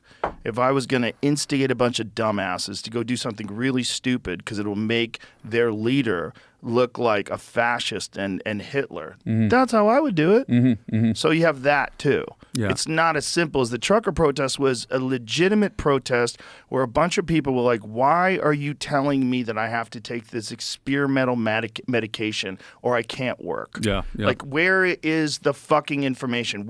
And now, over time, we've seen now that the studies that they did do, they don't have to release them for like 75 years. Mm-hmm. You know about all that? Like the paperwork involving the vaccines? Yeah. What is the exact ruling of like what information they're withholding for 75 years? Let's be real clear on that. But then it's also how many people we know that got injured by it. Yeah. You're smart to be reluctant to do something that's new, given the history and track record of pharmaceutical drugs in this country. Absolutely. Especially when you have a novel, new thing. The idea that this is going to be the one that's absolutely innocuous. You should at the very least, you should be able to consider not doing it, talk about not doing it. But listen, man, there's no drugs like that. There's no drugs that have a gigantic effect on anything that don't have some people that have horrible adverse reactions to them. Yeah. Even normal shit. Some people die from Tylenol all the time, man. They overdose on it. Yeah. People die from all kinds of medication. It turns out they have an allergy to. It's like weird shit happens with people when you start. And people are right to be reluctant. Yeah.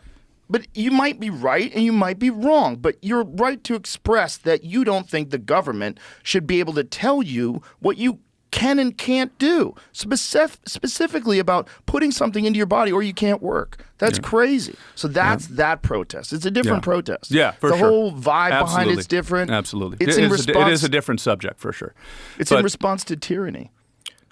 FOIA requests. The FDA had previously said that it takes approximately 8 minutes per page to process records for the FOIA request, and that it could only review and release 500 pages a month, which is 6,000 pages a year. At that rate, it would take 75 years to release all the data. That's crazy. Yeah.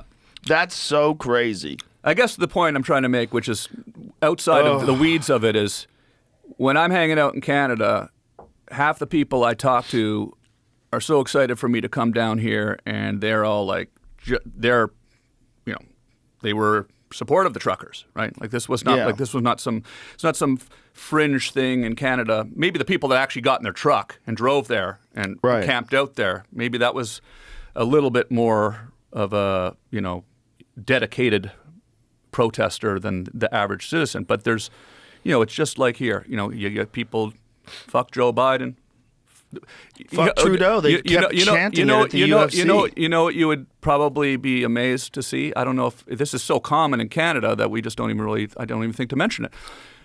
Driving around everywhere in the country, in the city, everywhere, people pick up trucks, fuck Trudeau flags. Yeah. It says fuck Trudeau, black flag, white letters, Canada flag on it. People are mad. And so it's not just like everybody in Canada is just down with it. Now, enough people are down with it that he got elected, but he might not get elected the next time, and then that'll be just like it is down here. I hope he doesn't. Might just be like it is down here. If he gets elected again, you guys are gluttons for punishment. Yeah, it could be. It could be the same as here. Biden could get elected again. Trump could get elected. It's sort of like this is. I was thinking the other day. I'm almost kind of wondering, this is obviously a stupid idea, but I'm wondering, like, maybe wouldn't it almost be better if we just got rid of the elections and just let the Conservatives run it for 4 years, and then just automatically the Liberals run it 4 years? I can pick a million holes in why that wouldn't work, and just let it go back and forth, and then people can just be like, okay, let's just all get along. Let them have 4 years at running the country, do what they do, let the other side run for 4 years. It's kind of a pendulum that goes back and forth anyways. And then we can kind of get back to, just all getting along and... even if that did happen, the same problem would take place. And it's that the people that are embedded, that are running the government, the real people behind the curtain, they're always there. Yeah. They don't get elected. Mm-hmm. They're always there. And those are the people that are actually running the government. So it would be the same horse shit that we're dealing with now. Mm-hmm. Every 4 years, some new spokesperson comes in play, and they do a bunch of shit that pisses off half the country. And at the same thing, behind the scenes, the same people are running things. Yeah, it's so frustrating. And I got to the point where I started to kind of just try to disconnect from the conversation, which sounds sometimes I feel bad about it because you want to have I do too. You want to have a social contribution awareness. But then you go, man, I just don't feel like talking about the same thing over and over again. Again. It's like, yeah. But, what I was going to say though is that, like the whole system is set up so that one person can't be in control for too long. That's the whole idea about term limits. You got 4 years, and then you get elected again. You get another 4 years, and then you're fucking done. Mm-hmm. I'm just saying this. This is not something that I fully support, but there's something to be said for someone staying in there for a long time and getting it right if they're good at it. Yeah. Right? Yeah. I mean, if I was it backfires in any other job, it would backfire with power and control. Yeah. The problem is we are terrified of having someone like Putin, who's in control of Russia for decades. Yeah, right? No, for sure. But if you had someone who was good at the job, you would want them to stay on the job. Like if you had the best CEO of your company, you're making record money and everything's doing great and the products are incredible, Yeah. you'd want to keep that guy as a CEO. He's obviously killing it. And when Steve Jobs was running Apple, he's killing it. You don't Yeah. want to remove him as a CEO. Because But you he's know, not- you know how long it takes to build anything, right? Right, and how long it takes to get good at your decades to job. build anything. Right, Yeah. and to figure out who are the right people, who's backstabby,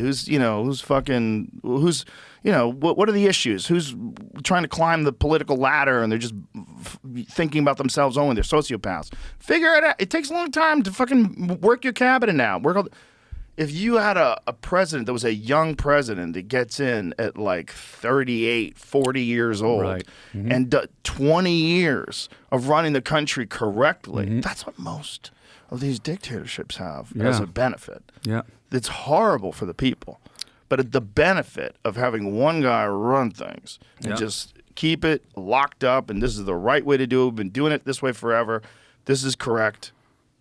Yeah. It's interesting that, you got a couple. The most important job ever, and a new guy gets it, or a new woman, Right. never yet, but someday, every 4 years. Yeah. That's crazy. And often trying to undo everything that was done the Yes. 4 years before.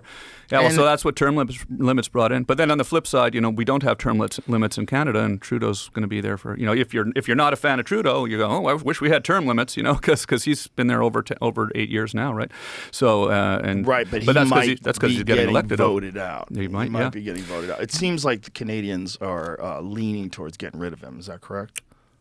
It's one of those things where it's kind of feels like it's almost like 50-50 ultimately, but who knows? I think it definitely feels like it could happen. Who doesn't want to get rid of him? Who are those people?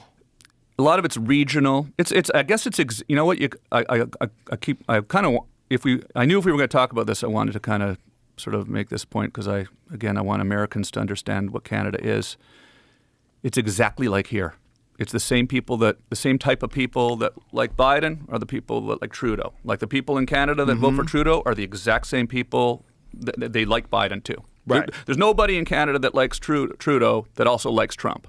There's also nobody in Canada that likes Pierre Poilievre that likes Biden. It's exactly the same. It's the same division. It's this, even on social media, it's the same. Like you go on social media, you go on TikTok, you got angry conservatives in Canada saying fuck Trudeau and we're turning into a communist country and all of this stuff, like completely the exact same thing as here. So it's just if I'm not here like trying to be a spokesperson for Canada or anything, but they would not want that. Well, I I don't think that's what scares us the most about Canada is that Canada is so similar to the United States, but we're seeing your rights erode. There's also weird bills that keep getting passed. The C-16 bill, the mandatory use of someone's pronouns, and then there was the fact that you guys don't really have freedom of speech. But you have hate laws, you have hate speech laws, and then you also have some weird shit going on with Canada trying to regulate the internet. Yeah. And with the government trying to regulate podcasts and make podcasts subject to their... They did try. I did a little research on this in case it came up. They tried, and they haven't put into effect that regulation of the internet as far as regulating disinformation. That has not been put into effect. And Trudeau actually said he would not put that into effect. It was sort of a subset of, it's sort of like, you've got your extreme left wing here, and then you have cooler heads, and they did not actually put that into effect. Is it still on the table? Trudeau has said that he would never put that into effect. Well, I think he's saying that now because he knows he's fucked. And so the Canadian Charter of Rights and Freedoms, okay, that's kind of like our Constitution, I guess. They say we have freedom of expression, freedom of the press, freedom of assembly. So but we just do the have fact that you have elements of your government that would even consider that. Yeah, but it's like That's here. terrifying. It's like here. It it's is. Like here. And that's the same It's just exact the same. kind of It's the same people. thing. Like if you don't agree with it, then it's the same thing as fuck Joe Biden. It's the same thing. Fuck Trudeau. Trudeau. Same So thing. and so because it's interesting. Like I just really want Americans who are just not have never been to Canada, right, to understand that like there's. Are you working for the Canadian Ministry of I would consider it someday. Tourism and travel. You know what I was thinking about? Like, in Canada, you don't have to be born in Canada to run for Prime Minister. You could run for Prime Minister of Canada and come up and and solve all this stuff. I mean, you have to live up there, but it's a nice place. You come on up to Canada. You would win too. That's the thing that would be amazing. You would win, and you could just imagine if I became Prime Minister of Canada. Can you imagine? I was just thinking. Do you think it's crazy Donald Trump being president of the United States? That would be next craziest thing. That would be the next craziest thing. More crazy. Almost more crazy, because at least he was like hinting about running for president forever. Yeah. If I just on a whim just decided to go run for the Prime Minister of Canada and win, because you would win, because you have so many fans up there. You really do, and that's why I want. That's so scary. I'm so unqualified to run a country. Well, I mean, you've got a lot of valid concerns, and you feel strongly about things. I think you should run. I would support you. I think that would be amazing. I want to roll up to the World Economic Forum high on mushrooms.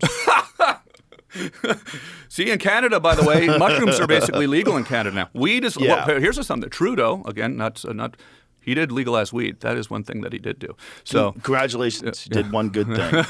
It's just he's a weasel. That's the problem. He's what I don't like in leaders. This fake bullshit, fucking nonsensical gaslighting. That shit drives me nuts. It's so creepy. And then using all the inclusive terms to make it seem like everybody else is a piece of shit and you're an amazing human being and you're on the right side of progressive movement. And like, it's all just a bullshit act to stay in power. Yeah. And when you see politicians do it, you know they just fucking wet their finger and try to figure out which way the wind's blowing and say those things and then act in the interests of whatever money got them into that position in the first place. Yeah. Whatever machine is behind them, whatever support they get. That's all they're doing. And those types of politicians, that's not the only kind you can have, you know? It's kind of like, it's... You can have real leaders. They do exist. It's such a huge sort of thing to wrap your head around. You know, it's capitalism, it's money, it controls everything. I kind of feel just leaving Los Angeles, leaving Hollywood, right, kind of has sort of reset a little bit of my, you know this more than anybody else, of course, but, you know, because we even talked about this, whatever it was 20 years ago on my podcast about how, you know, you can democratize media with podcasting and get rid of all this money controlling everything, and so it's sort of a micro sort of, or it's a similar thing to just politics in general. You know, money comes in, controls everything. It can be so frustrating, especially now when you can see that you don't necessarily have to play that game anymore. So well, it's also the hive mind of Hollywood you're leaving. There's a thing that happens in that town, in that area, where the people that think outside of the norm say it in like whispered, hushed tones. There's a certain ideology that's attached to that city, and it's not logical. It's a kooky, wacky, completely insulated left-wing view of the world, and they enforce it with an iron fist. And if you're not on that team, you don't get booked for things. You don't get picked for things. If you're someone who has conservative leanings, or you talk about, there's projects you're never going to get. You're never going to be involved with. People will, they'll malign you and without knowing you at all, be openly prejudiced about you.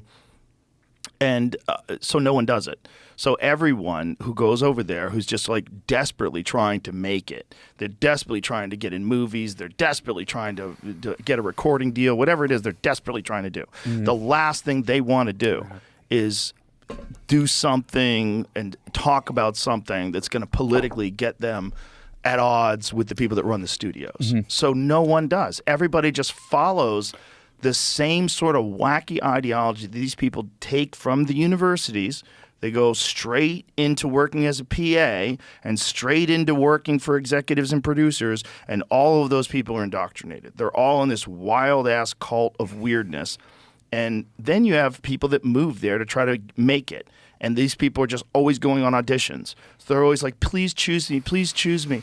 And no, they didn't choose me. And so you're trying to be friends with the people who choose people. You're trying to get them into parties, trying to introduce them to other people. You're trying to be around other famous people. Getting anxiety. This person's been chosen. I got to be around the chosen person. We're going to go to the chosen person's party. Maybe we can get chosen. And so you get this like overwhelming anxiety that fills the fucking city. Yeah. And then now you have TikTokers and influencers and all these people that are just trying to do anything to get famous. Yeah.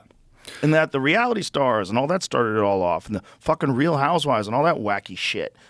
You get away from that. You're like, oh, there's real people out there. There's real people. That's a storm of anxiety. And just a hurricane of confusion and Zoloft and fucking wah! And everyone's losing their mind, and everyone's in therapy, and everyone's fucking nuts, and everyone's trans. It's out of touch. Yeah. It's just a crazed cult. Yeah, it's like, you start out as a stand-up comedian and you are trying to, poke holes in the absurdity of the world, and you're saying things that are not being said on stage. And then, as, you all of a sudden get brought into, and I'm sort of saying the every stand-up comedian, every outlier, every person that's doing something different, a punk rocker, a skateboarder, my goofy show was so out there when I was making it. And I was making it, I was rebelling against, in Canada, in my little public access show. I was kind of trying to rebel against what obviously seems like a formulaic mainstream way of thinking to create art, right? And then you move to Los Angeles because, the show got on MTV. I end up moving to Los Angeles. Now I'm talking about myself now. You're in the trance. All of a sudden being asked to go on, the show, the Tonight Show, Saturday Night Live, and you're on these shows.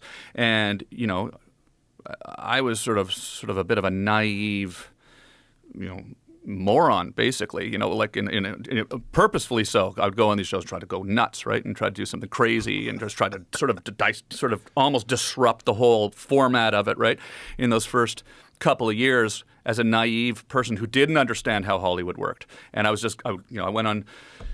I had a similar thing to our last appearance here on Jay Leno. I went on Jay Leno when I had a film coming out. I went on Jay Leno, and I came up with this bit. Let me roll the bar. They had remember they had the bar cart, the J bar. I'll roll it out on stage during the show, and then I'll do a shot of Jaeger with Jay. Jay doesn't. This is a crazy story. I probably told you this before, but I do a shot of Jaeger with Jay, and Jay doesn't drink, so he said, "Okay, well, I'll throw it over my shoulder, right?"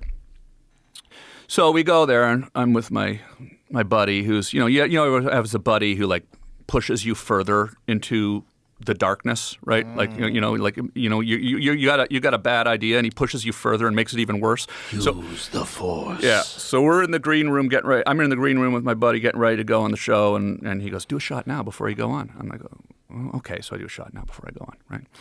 Get ready to go on. The bit's all approved with the Tonight Show. It's a gag. They know I'm doing real Jaeger, right? But it wasn't planned that I would do a shot before I go on. He goes, "Do another shot before you go on." 2 shots. 2 shots. Do another one. So now I walk out. I'm 3 shots in before the show even starts. Oh boy, you're hammered. Well, pretty quickly. And then I got out there and I did a shot, and the audience goes crazy and cheers, right? And so then I do another shot, and so I end up doing way too many shots, and it kind of ended up very similarly to our last conversation here, and it was actually pretty hilarious. It was one of those things where, it did get out of control. The next day, there was the New York Post. Had my picture and it said "dead drunk." It was just like one of those things. And Jay called me at home the next day. "Are you okay, man? You really kind of went." But then then that was sort of the beginning of me realizing, you can't. Why Tom Green went on Leno and deliberately got drunk. Yeah, and in hindsight, I go, well, that was kind of the outrageous kind of young version of me that I was doing on the show that made perfect sense to do that for a gag. But then, the naive kid in me didn't understand, well, a lot of people in Hollywood did not understand that and then got mad in the movie People studio. got mad at you? Well, like the movie studio, I was on promoting a movie, and they were like, "Oh, we don't want you to go any more talk shows for the movie." I'm like, I was like, well, "What?" It was a joke. It was a joke, and they're not interpreting it as a joke. They're interpreting it as me being kind of out of control. Which, yeah, exactly. But it was a manufactured out of control. I was out of control, but it was planned. It was planned confusion, right? So, but that kind of subtlety didn't really kind of pass the smell test. So then you start to go, oh, geez, I better tone it down a little bit. Better tone it down a little bit because this, and you sort of end up falling into that feeling where all of a sudden you're, like you said, going to an audition or driving out to a meeting and. Or trying just to being a person that you're not. Yeah, exactly. Like if you're hosting a late night talk show and all of a sudden you're this sort of wearing a tie, this odd button down. And trying to make something that they like and fit into their mold and, try to get your own little creative shots off within that mold.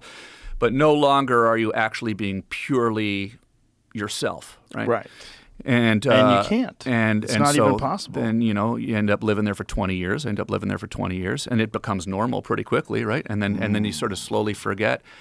Oh, this is just the way it works, I guess now. And then eventually, one day you go, I'm getting out of here. And I gotta say, when you moved here, it was a bit of a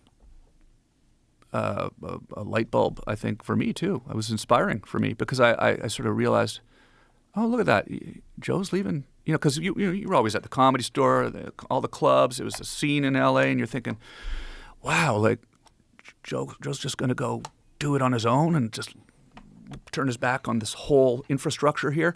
And I was like, yeah, you can do that. You don't have to be here. And it was really inspiring, and it inspired a lot of people. And I can tell you, again, it's now living in the woods, not far from where I grew up. We had a cottage when I was a kid, pretty close to where I grew up. They've got these birds there called whippoorwills, right? Whippoorwill, whippoorwill. They make this sound. They're a really unique sounding bird, right? Hank Williams sings about them.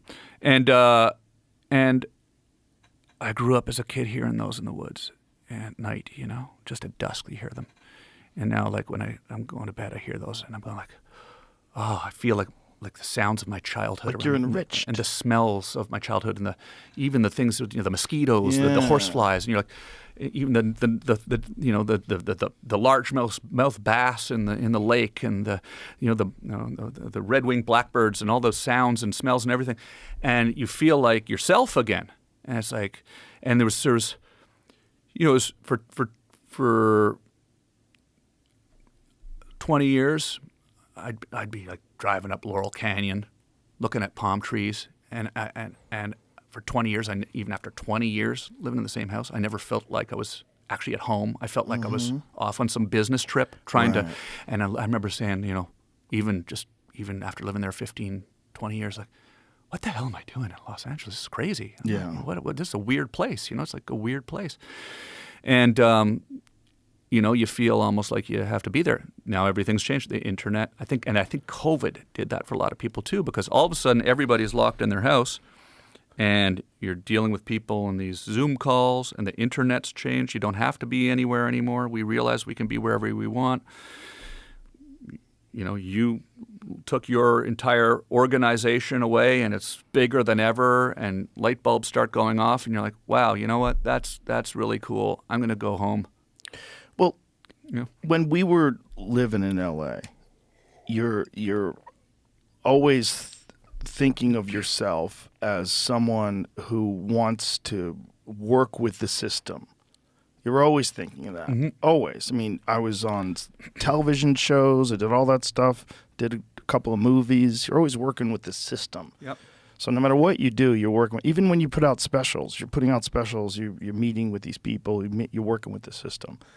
And you start to think that that's what you do. That's the business that but it's not. What you do is what you do. That's what you do. What you do is what you do. And you could do what you do wherever you want to do it. Yeah. especially once you get good enough at it that you have an audience, and like you're supposed to take a chance. You're not supposed to like keep living your life by these like bizarre tyrants and their rules and regulations about the way they behave and the way they fucking it's so ridiculous. It's such a bizarre place to be. And when you realize that you don't need that anymore, and comedians today realize they don't need that anymore. All they need is a TikTok account or a YouTube account, an Instagram account, a Twitter account, and some good content. And if you get on podcasts, people will check you out. They'll try you out. And there's a gigantic organic network of comedians. We're all friends with each other, and we all get on each other's podcasts, and we all trust each other. Like, if I tell you this guy's really funny, go see him. Like, I'm telling you the truth. I would not ever lie. And I wouldn't have them on if I didn't think they were funny, if I didn't like them, if they weren't nice people. I'm not interested. Yeah. So there's this beautiful organic thing. And that's the real network now. That's the real network. It's an organic network. There's no contracts. So every comic that I know that has contracts with other comics, they start doing things together, it always goes south. I mean, maybe it can not go south once or twice. I mean, maybe there's some great people that have figured out. I mean, Tom Segura seems like he's figured out how to do it with Your Mom's House, but that's like almost it. Everybody else that I know that gets involved with deals, and it's like just help each other. Just help each other organically. That was what I really loved about hanging at the Mothership the last 2 nights, is the energy there is different. Like for the comedy club, just in the green room. Like, I mean, it was you felt it. You can tell that you've created an energy there that is supportive, right? All the comics are just hanging out in the green room, smoking cigarettes, and everyone's talking, and just, it's super chill. And I did, sometimes find that, it wasn't always like that, when you're at a comedy club, and other comedians are sometimes feel a little more competitive with each other, and there's a little bit so more stupid. It's so stupid. Any competition that you have with other comedians is inspiration. That's all you should look at it. If someone's doing really well and you're like, wow, I wish I was doing that well. Great. That's inspiration to work harder. That's inspiration to go write more, do more sets, reevaluate your material, go over it better, do something, write more, have some life experiences that you could translate into your act. Like, work harder. That's it. It's like that. You should just be inspired. And if that person's a good person, you should be happy for them. And that's what we can all do. This idea that we're all in competition with each other is just stupid. It's not good for anybody. I was stoked to get to see your work in progress, your new hour that you're working on. That was incredible. Thank you. Yeah, that was really fun. You got such a great place to watch the show there. I mean, first of all, Fat Man room, Fat Man, Little Boy, awesome. I mean, I just love the way you've set up for the comics, where you can go out and sit on that balcony up there and just watch the show. The balcony is and very nice. It was just really amazing to watch you working out your new shit. It's fucking awesome. And I enjoyed our conversation because I've watched a lot of your interviews with comedians here, and I saw your interview with Louis, and you were talking about writing, and I saw your interview with Bill Burr. You're talking about writing, and there's sort of this thing where a lot of comics don't write, and we were talking about this a little bit the other day, but I love the process of hearing how the process works for you, because I kind of do a mixture of things too. I like to go sit at a computer and type stuff up, but I've always found it hard to like. This is a question I kind of have for you, because when you go write, you work it out on stage, and you got your idea, you got your premise, you got your punchlines, you got your bit, and you're working it on stage. And then I found it really inspiring, actually, because first of all, I love the way it works with stand up. Like when you showed up at the green room, you're about to go on stage, and you're like focused, You're like focused, and you're going through your notes, and you're focused, and I'm like, I can tell you're focused, right? Then you go out, you kill it, you come back in, and you see the, that adrenaline rush, and then we're just, and then you're just relaxed, and it's just that release, right? Yeah. And then we were just talking about writing, and you said you're going to go home and actually I don't, Yeah. I don't know if you want people to know this is too far into the behind the curtain or whatever. No, but it's okay. You're gonna go home and write after. I just think that's so cool. While it's fresh, you go home and actually type up some stuff and write That's it. when I've been doing some of my best writing. Yeah. There's like a 2-hour window that I have where I'm still jazzed from being on stage. Right. And you're still kind of thinking in that mindset. You Yeah. know, you got to just kind of, and don't let yourself relax too much. Like kind of stay in that mindset. Right. And then, as long as I'm not up too late where I get tired, then I'm forcing it. But if I can get home at a reasonable time and I've got a lot of energy, I get my best writing in. I get some of my best ideas because Well, I'm it's already fresh. thinking like comedy. Yeah. And you just had it. Yeah. You said it. You have the exact words and rhythm in your head. Mm-hmm. And that I thought was a bit of a light bulb for me. That's inspiring because, I often find it's like, when you write something down, you have, or when you do the set and you maybe write it down after, and then you don't go get to writing it, and then you never remember what the rhythm was later. Yeah. You're like, well, what the hell was it I said again? God, it was I know it was way funnier than what I'm writing right now. So that's why recordings are so important. Yeah. Just put your phone on the little, voice recorder thing, just to get a reference. Yeah. I was talking to Louis C.K. Had a conversation with him about this, and it was pretty interesting because I've kind of, I like to drink, but I kind of quit. I really have cut back drinking in the last. I quit drinking like 3 days ago. No, but stand up. I wasn't doing stand up when I was doing my TV show. I'd done it when I was a kid. I stopped. I did my TV show. Started again 13, 14 years ago. Was drinking a lot, like I like to drink, like everybody likes to drink. And I go on the road, and I started realizing, man, like even if I go out drinking Friday night after the show, my Saturday night shows aren't as good as they could have been because I'm kind of like carrying a little bit of this alcohol around in me from the night before. I quickly realized, the beginning was like, I'll have a beer on stage, right? Then I go, I better not have a beer on stage. I'll wait till after the show to have a drink. So then after the show Friday night, on the road, it's fun. You're in Cleveland. Let's go. Let's party. We're in Cleveland.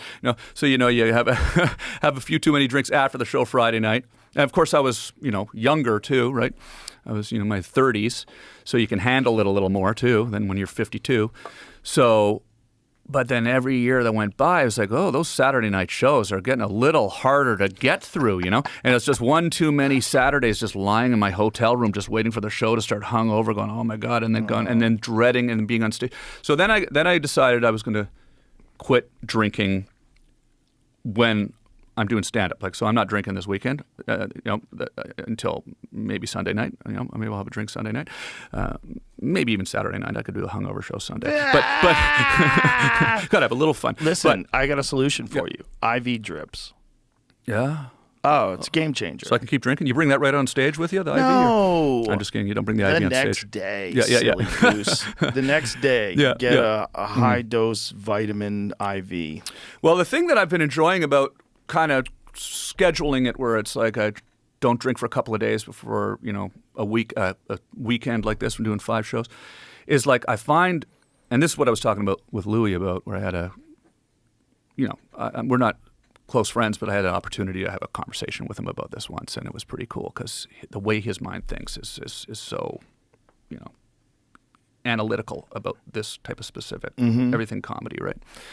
And I was telling him, I was saying, I stopped drinking before I go on stage because, I feel like there was this period where I didn't have a drink for a couple of weeks. And when I was doing crowd work, I was just coming up with stuff that I would never, when you have a great set of crowd work and you get up, I came up with this intricate story that I told. And it was clear my mind was operating in a different level than it would have been had I just had a few beers the night before even, right?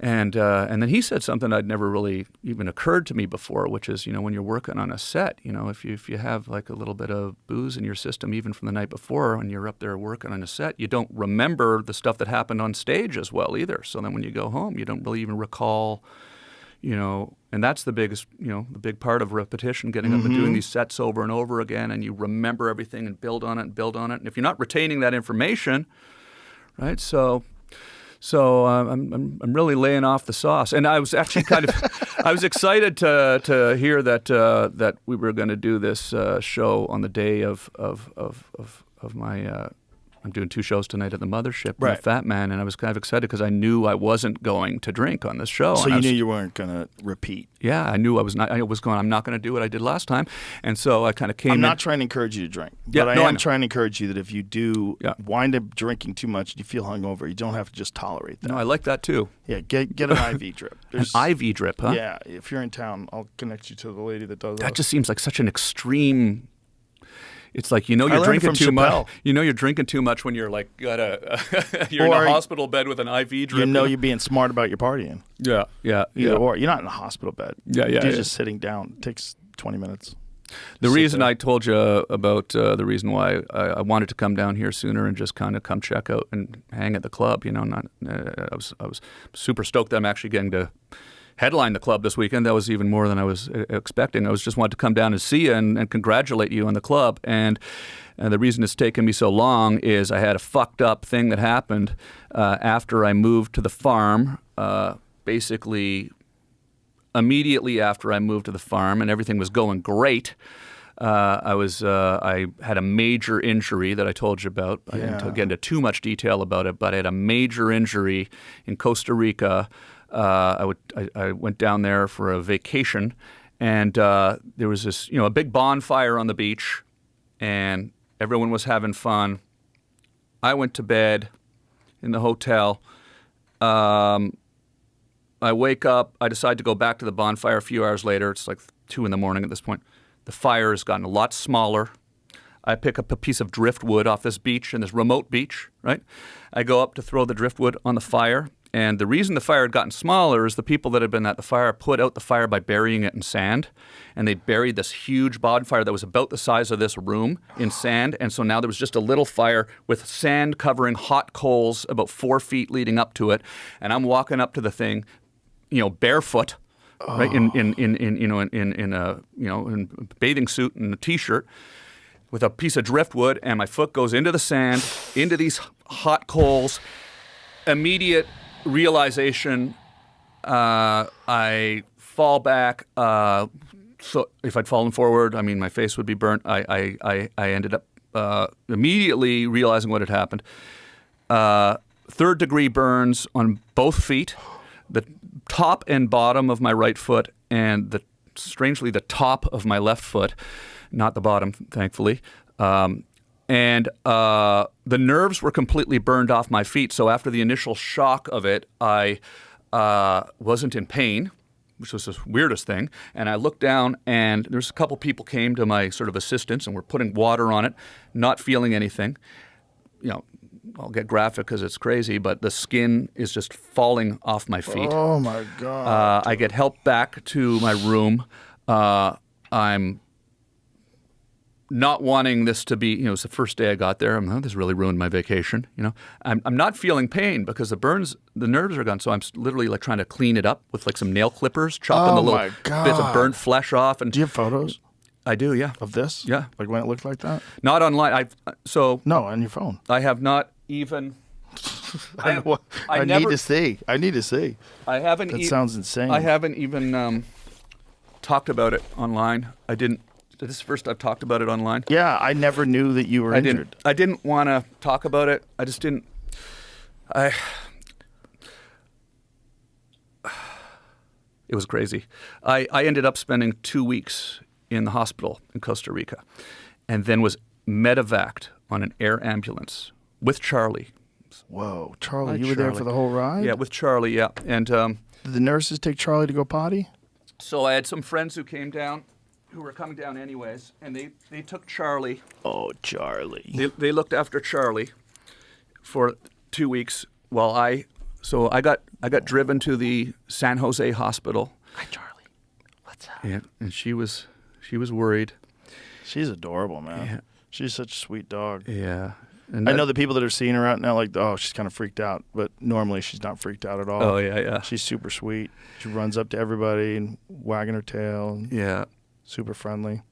So anyways, I got to this hospital. There's a surgeon from Colombia who worked there. It's a great hospital, thankfully. Came out. He said, looked at my foot. Said, we're taking you immediately into surgery. Oh my God. And they did skin grafts off my leg, and they took skin grafts like the size of a football off my right leg and stapled 60 staples to staple the skin into my foot. And then I come up out of surgery, and the doctor says to me, which I think he was trying to make me feel better, but he said, well, the good news is you'll probably be able to live a normal life. He says to me, it's the first thing he says to me. Oh my God. And I can't move. I had morphine going into my back. Couldn't feel anything below my waist. I thought I was paralyzed. They told me you wouldn't be able to feel anything below my waist while I came out of it. And then I'd spend 2 weeks in a hospital bed, and I was not able to get out of the hospital bed for 2 weeks. This is debatably too much information, but it's interesting. You get very constipated from all the medicine that's going into you, and you end up not being able to, go to the bathroom for about a week, but then you ultimately have to go. And you can't get out of bed because your foot has to remain elevated. Oh boy! So this you is where drop a log in a bucket. You got to drop a log in a diaper. Oh Jesus! And then someone's got to clean your butt. And then these Costa Rican nurses come in and clean your butt. Oh, and it was Lord. just a really interesting God. moment of clarity for me, where you realize you're humbled as a human being, and you realize, oh, this is I've lost all ability to look after myself, and you just kind of end up having to just kind of go with it. And it was, to my honest with, I still think about that sometimes. It wasn't the worst thing in the world. No, I'm just kidding. But they were very nice. The nurses were very nice. It's very sweet of them to take care of you like that. So you can't put any weight on your foot because the bottom of your foot is that skin graft as well, or just the top? For the next exactly, and it was very delicate, the skin graft for the first. No, was the bottom skin grafted as well? Yeah. Really? It's all around, very very. The bottom of your foot, like the sole of your foot, was skin grafted. Mm-hmm. That's crazy because I would think, like, how do they skin graft that? Right? So, does your footprint come back in the same way? The ridges, the dermal ridges? And everything? But it's not perfect, though. It's interesting. It was a World War II doctor who invented the way of taking these skin grafts. Actually, they did it for burn victims in the war, and they invented some really, I don't know the word for it, but some tool that actually takes a micro thin layer of skin. So micro, I don't really have a scar on my leg anymore. Wow! Yeah, it's amazing. It's almost like less than paper thin layers of skin. They take them off of strips like this, and then they staple it into your foot to hold it on there, and then that's left on there for about, I think it was just about 2 weeks actually, and then at the end of the 2 weeks in Costa Rica, I had to go under 3 general anesthetic surgeries in Costa Rica in a Central American hospital by myself. By the way, my mom wanted to fly down. My dad wanted to fly down. I was like, no, you know what? I'm just sitting here, like, half out of it. So I just spent 2 weeks in there, and they'd go. There was a second surgery where they go in and they checked it. They had to go in and check it, and so I had to go under general just to take the bandages off because it's painful. And then the third general one was to go in and take the staples out. And then medevac back to Toronto to Sunnybrook Hospital Burn Center, where I spent another 10 days. And then for the next essentially 6 months, Joe, I would have to go to a doctor 3 times a week to have my bandages changed because it's like, oozing. For 6 months? Yeah. It was about 3 times a week for the first 2 months, and then it was like twice a week, and then it was once a week. And they're also monitoring it for infection, right? Because if you get an infection, then they have to amputate your foot. So it was basically 6 months of me just worried about losing my foot. You're saying, am I going to have like one testicle and one foot? Is this what's going on with me? So they didn't have to amputate my foot, fortunately, but it was pretty scary shit. Holy shit, dude. And anyways, and then it was kind of like limping for the next year, and then now I'm kind of still a little wobbly, but it's pretty good. I'm just gonna. I actually found some photos of this and pulled them up because I thought you might ask when I told you about this. Of course. Now the thing about this is, what's crazy is this is actually when it had healed. So, I mean that's after it healed. This is months months. This is maybe 2 months after I was back in Canada at this point. Wow. I have some better ones there. Here's that's horrible. Let's see. Here's. This is sort of healing up. That's my mom. My mom at the healing up at the hospital. But it's damn, son, you got fucked up. Yeah. But it's could have been worse, right? Could have been worse. So yeah, you're alive. You're here. Could have been worse. And you get this sense of almost. It's almost like a sense of gratitude you get afterwards because you're like, I'm alive, I'm here, I still got my foot. And it's so strange how that happens because it's happened to me twice now in my life because I had testicular cancer when I was on MTV, and that's why I stopped the show and I'd go to the hospital. They'd took my right testicle, I still got the left one, everything's fine. And you go from, there's this moment where you're like, in both occasions, there's this moment where you're sort of traumatized by what's happening and angry about it, and then it sort of almost instantly flips. It must be some sort of human self-preservation kind of thing that's built into the way our minds work, where you're now grateful that it's not worse. It's healing. I still have my foot. This is a learning experience. I'm not going to do that again. You think that's wired into people? I think the opposite. I think that's a learned skill.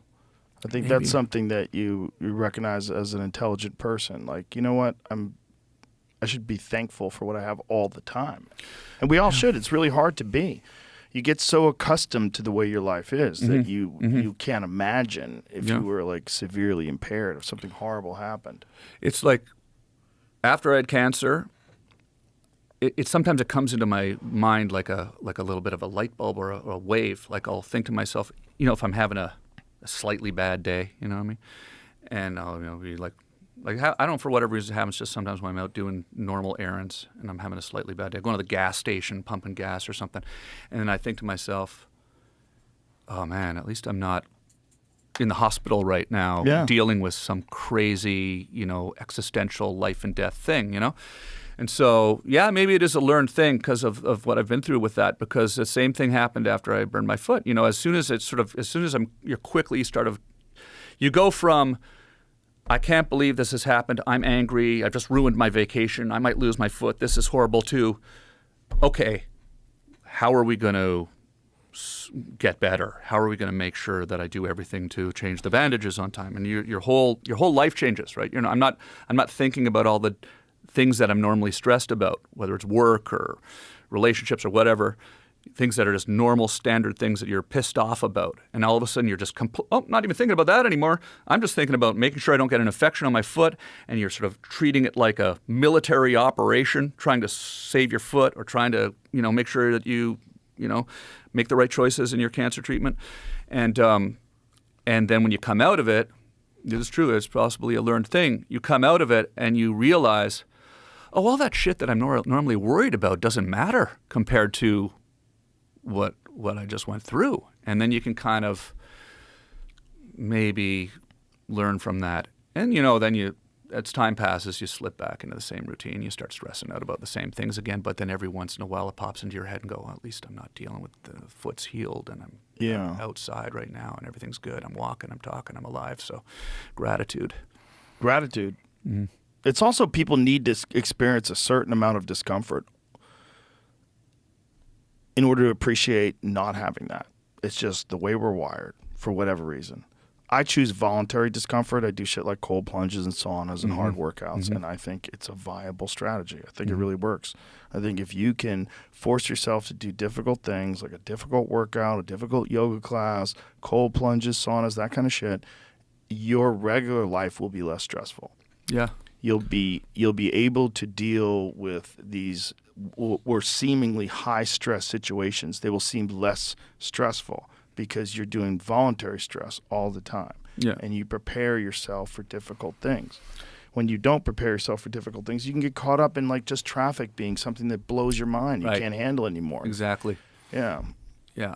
I see you doing those cold plunges, And I haven't done that yet, but people do that in lakes and stuff up near Yeah, me. it's awesome. I want to do that. Get a sauna, put it right by your lake. Yeah, I want to do that. I want to But get a that sauna. lake's cold as fuck in the winter. Yeah, huh? I was playing hockey on it a few weeks ago. Yeah, just out there shooting some pucks in the net, and so I can skate again. I did the first year I didn't skate. Get yourself one of them little wood-powered saunas. Yeah. You could use it with firewood, Yeah, so you don't yeah. have to have anything electricity rigged up out there. Yeah, yeah. They make a bunch of those. Yeah, you can get 'em Throw with some wood in there, Mm-hmm. get that bitch hot as fuck, get a chainsaw, cut Yeah. a hole in the ice, Yeah, make sure you don't drown. I am going to do that because it's. I'm not sure how. I mean, I haven't done a cold plunge. I can tell you that I do like the cold. Like we sort of touched on that earlier. Like when you just go outside into. Like sometimes it's.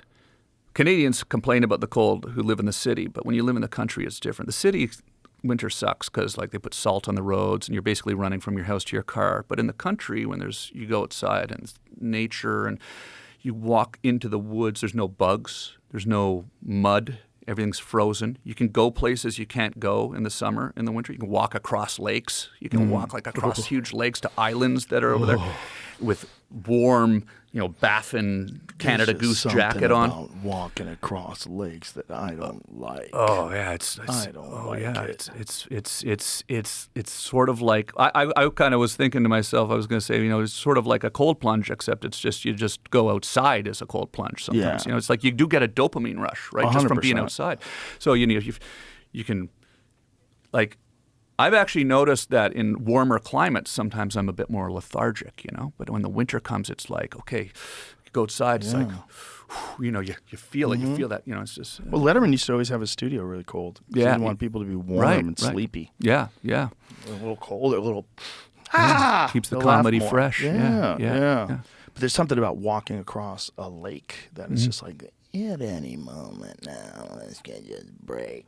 Oh no. Well, because I know you can't. Yeah, I know. yeah, I went ice fishing last year. Yeah. I get it. Now people make mistakes all the time. They go, they wait too long, and it's a spring, and they drive their truck out on it, and it goes through the ice. But if you're properly advised by people that know what they're doing, don't Yeah. like the people that. Some of my friends out there do a lot of ice fishing. They tell you, okay. The other thing you can do is, like when I was playing hockey on the lake this year, you just stay close to the shore. So you go, okay, well, if I fall through, it's only 2 feet deep or 3 feet deep here, so you won't actually be sucked away under the ice. But walking across in the middle, you have a little bit more dangerous out in the middle there. I'm sure you've seen the video of the Russian woman who jumps into the river. Oh yeah. It's so horrible. Oh my gosh, yeah. They cut a hole in the ice, and she doesn't realize it's a raging river underneath it, and she just gets sucked under. And I heard that just happened recently in the States too. A woman's dog or something went in and she dove in after her. Oh God damn it! Yeah, That's fucking terrifying. The idea of being trapped under the ice. Like, whew. There's another one of a guy who's they cut 2 holes and they try to swim from one to the other, and the ice is clear, and you see him under there, and you see him, couldn't figure out where the see him hole get was. disoriented, and then you see him trying to find his way back to the other hole, Oh. and then he does eventually find his way, but Oh there's my this sort of moment of God. panic where his friends are up on top, and they're banging on the ice, and they're trying to say, no, this way, this way. And you can see him, you can see his body panicking, you can see him like sort of feeling and. And when you panic, you lose oxygen. Yeah. Your body, your heart rate goes up. It's like not good, not easy to keep. There's the guy. There it is, right there. Oh I don't my want to God. see this, man. I don't want to see this. Stop it, Jamie. I remember the first time I saw the concept of falling through the ice in the winter. It was remember that movie Never Cry Wolf? You ever seen that movie? That was a good movie. Look at this. Yeah, and this is real. Because they're trying to say this way, and then he goes back all the way back. He goes all the way back. Yeah. Oh, the music even makes it. Yeah. What is he doing? Yeah, they had a rope. He found the rope. Is he gonna make it? Yeah, he ends up making it, but yeah, there you go. So I think you want a cold plunge in the lake closer to shore. Bro, fuck what that is. Whatever that is, fuck what that is. Jesus He was so close Christ. to the hole, too, when he... Yeah, he was like a foot away from the hole. And he couldn't tell. That's nuts, man. You ever see that movie Never Cry Wolf from the 80s? It's about a guy that goes up in the Arctic to study wolves, and then he ends up befriending them. And Brian Dennehy's plays the evil trapper, and it was a One of them movies. yeah, it was a great movie. It was based on this Canadian novel, Farley Mowat novel called Never Cry Wolf. Yeah, did the wolves really make friends with him in real life? So he goes up In the to novel, right? It's a novel. It's a true story. He goes up to about a scientist who goes up to study these wolves, and it's just sort of man versus nature kind of story. It ended up becoming a Disney movie, but he ends up running out of food. His food gets dropped off in the wrong place or something like that. So he ends up sort of seeing the wolves eating mice. So then he ends up, the big scene, probably inspired some of my work later in life. He starts eating mice off crackers and stuff like that. And it was a big, gross out. So he eats the mice off the crackers. But then he ends up falling through the ice at one point, walking across a lake. And there's a scene like that. And it's one of those, back in the 80s pre-CGI movies where you're just sort of remember you had to come up with actual scenes where something relatable and shocking happens that you can actually really grips you, Yeah. And then Brian Dennehy shows up and, he Kills the wolves? Kills the wolves, and it's very sad, and that's the end of the movie. So you don't have to watch it anymore. Well, at one point in time, people did have to have become friends with wolves because that's where dogs came from. Mm-hmm. So when wolves came around the campfires, there must have been some curious wolves, and there must have been some generous hunters who threw them a bone or threw them some meat, and that's how dogs got made. The bitch ass wolves who are like, I'm happy to be your friend. I don't really want to hunt deer anymore. Yeah, why not? They're cooking some nice, and it made woolly mammoth steaks here. I think that smells better than the leaves we're eating. Smells incredible. Yeah, yeah.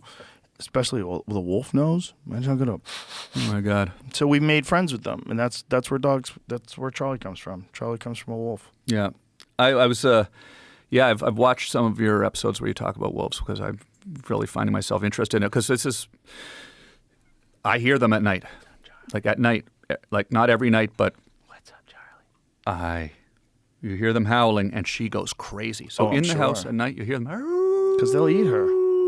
and so she'll hear them, from in the house at night. I don't hear them, but all of a sudden this happens, 3 times a week. She starts running around the house, barking, and then we go out on the porch and you hear them howling in the distance, and so this summer. And I know this happened to you. I had chickens. I got chickens. In June as well. I had 6 chickens, and eggs. I'm getting eggs from my chickens, and I'm eating a lot of eggs now. And they free range, right? So it's not fenced in, right? But the woods are sort of, there's a pond, and their woods are on the other side of the pond, and it's kind of a pasture on one side. So, debatably, the wolves and the coyotes don't come right up to near the barns where the chickens are, right? So I let them free range. So in the morning, I get up and I let the chickens out, and then they spend the day walking around on the lawn and the grass and in sort of a more, closer to the house area. And this was great all summer. It was great. I named them. It was like Loretta, Patsy, Shania, Dolly, June, and Ann. They're my girls. Give them all female country singer names, and then I bonded with them in a way. Like they're kind of sweet. I actually would take. Sometimes I bring one in the house and would hang out with it and play piano with it, and it was like. It was, this is getting weird, but you could tell it was interested in the music. Like there's an intelligence there that's, I know chickens aren't known for being the most intelligent thing in the world, but you would see their wheels turning, listening to the music. I kind of become attached to these chickens, And then, so I get a bit more comfortable with having them free range. They free ranged all summer, and they're great because they're eating all the bugs and they're getting all the, insects and stuff on the property and around the house. And so I drive into town one day, okay? So I'm gone for 2 hours, okay? And I come back, and I'm coming up the driveway, and it's just feathers. And there was one survivor. Loretta survived. She was sort of, funnily enough, there was one chicken that didn't hang out with other chickens all the time, and this one, Loretta, I named her Loretta, and she was probably just somewhere else, but the 5 just got killed by the coyotes, and I saw them on my security cameras.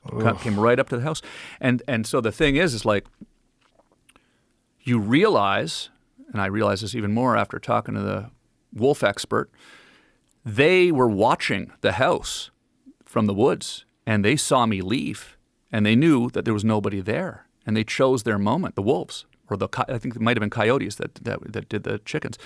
They waited for me. They knew my truck. They knew there was nobody there, and they said, one good thing to do if you leave, is to play talk radio. Maybe they'll hear that. So they were watching, and they came and they got 5 of them all at once, and the chickens were gone. There was just feathers everywhere, like it almost looked like a bomb had hit the chicken. It was like just a big circle of feathers, and there's 5 circles of feathers. It's weird to come upon, right? And so then I have this one chicken left, and this is actually kind of sad too. It's funny, like I literally cried. And then because I was like so upset, and then my neighbors, who were farmers, or buddies of mine, came over and they were like, "Whoa, look at the chicken feathers everywhere!" And I said, it's like, is this normal for me to be crying about this? And I said, "Do farmers cry?" They go, "Not over their dead chickens," So, I'm like a city guy here crying over my dead chickens. But so then I got 2 more chickens to keep Loretta company. And this is kind of breaking news as of yesterday. These 2 new chickens came, and they hung out with Loretta for since, I don't know, August.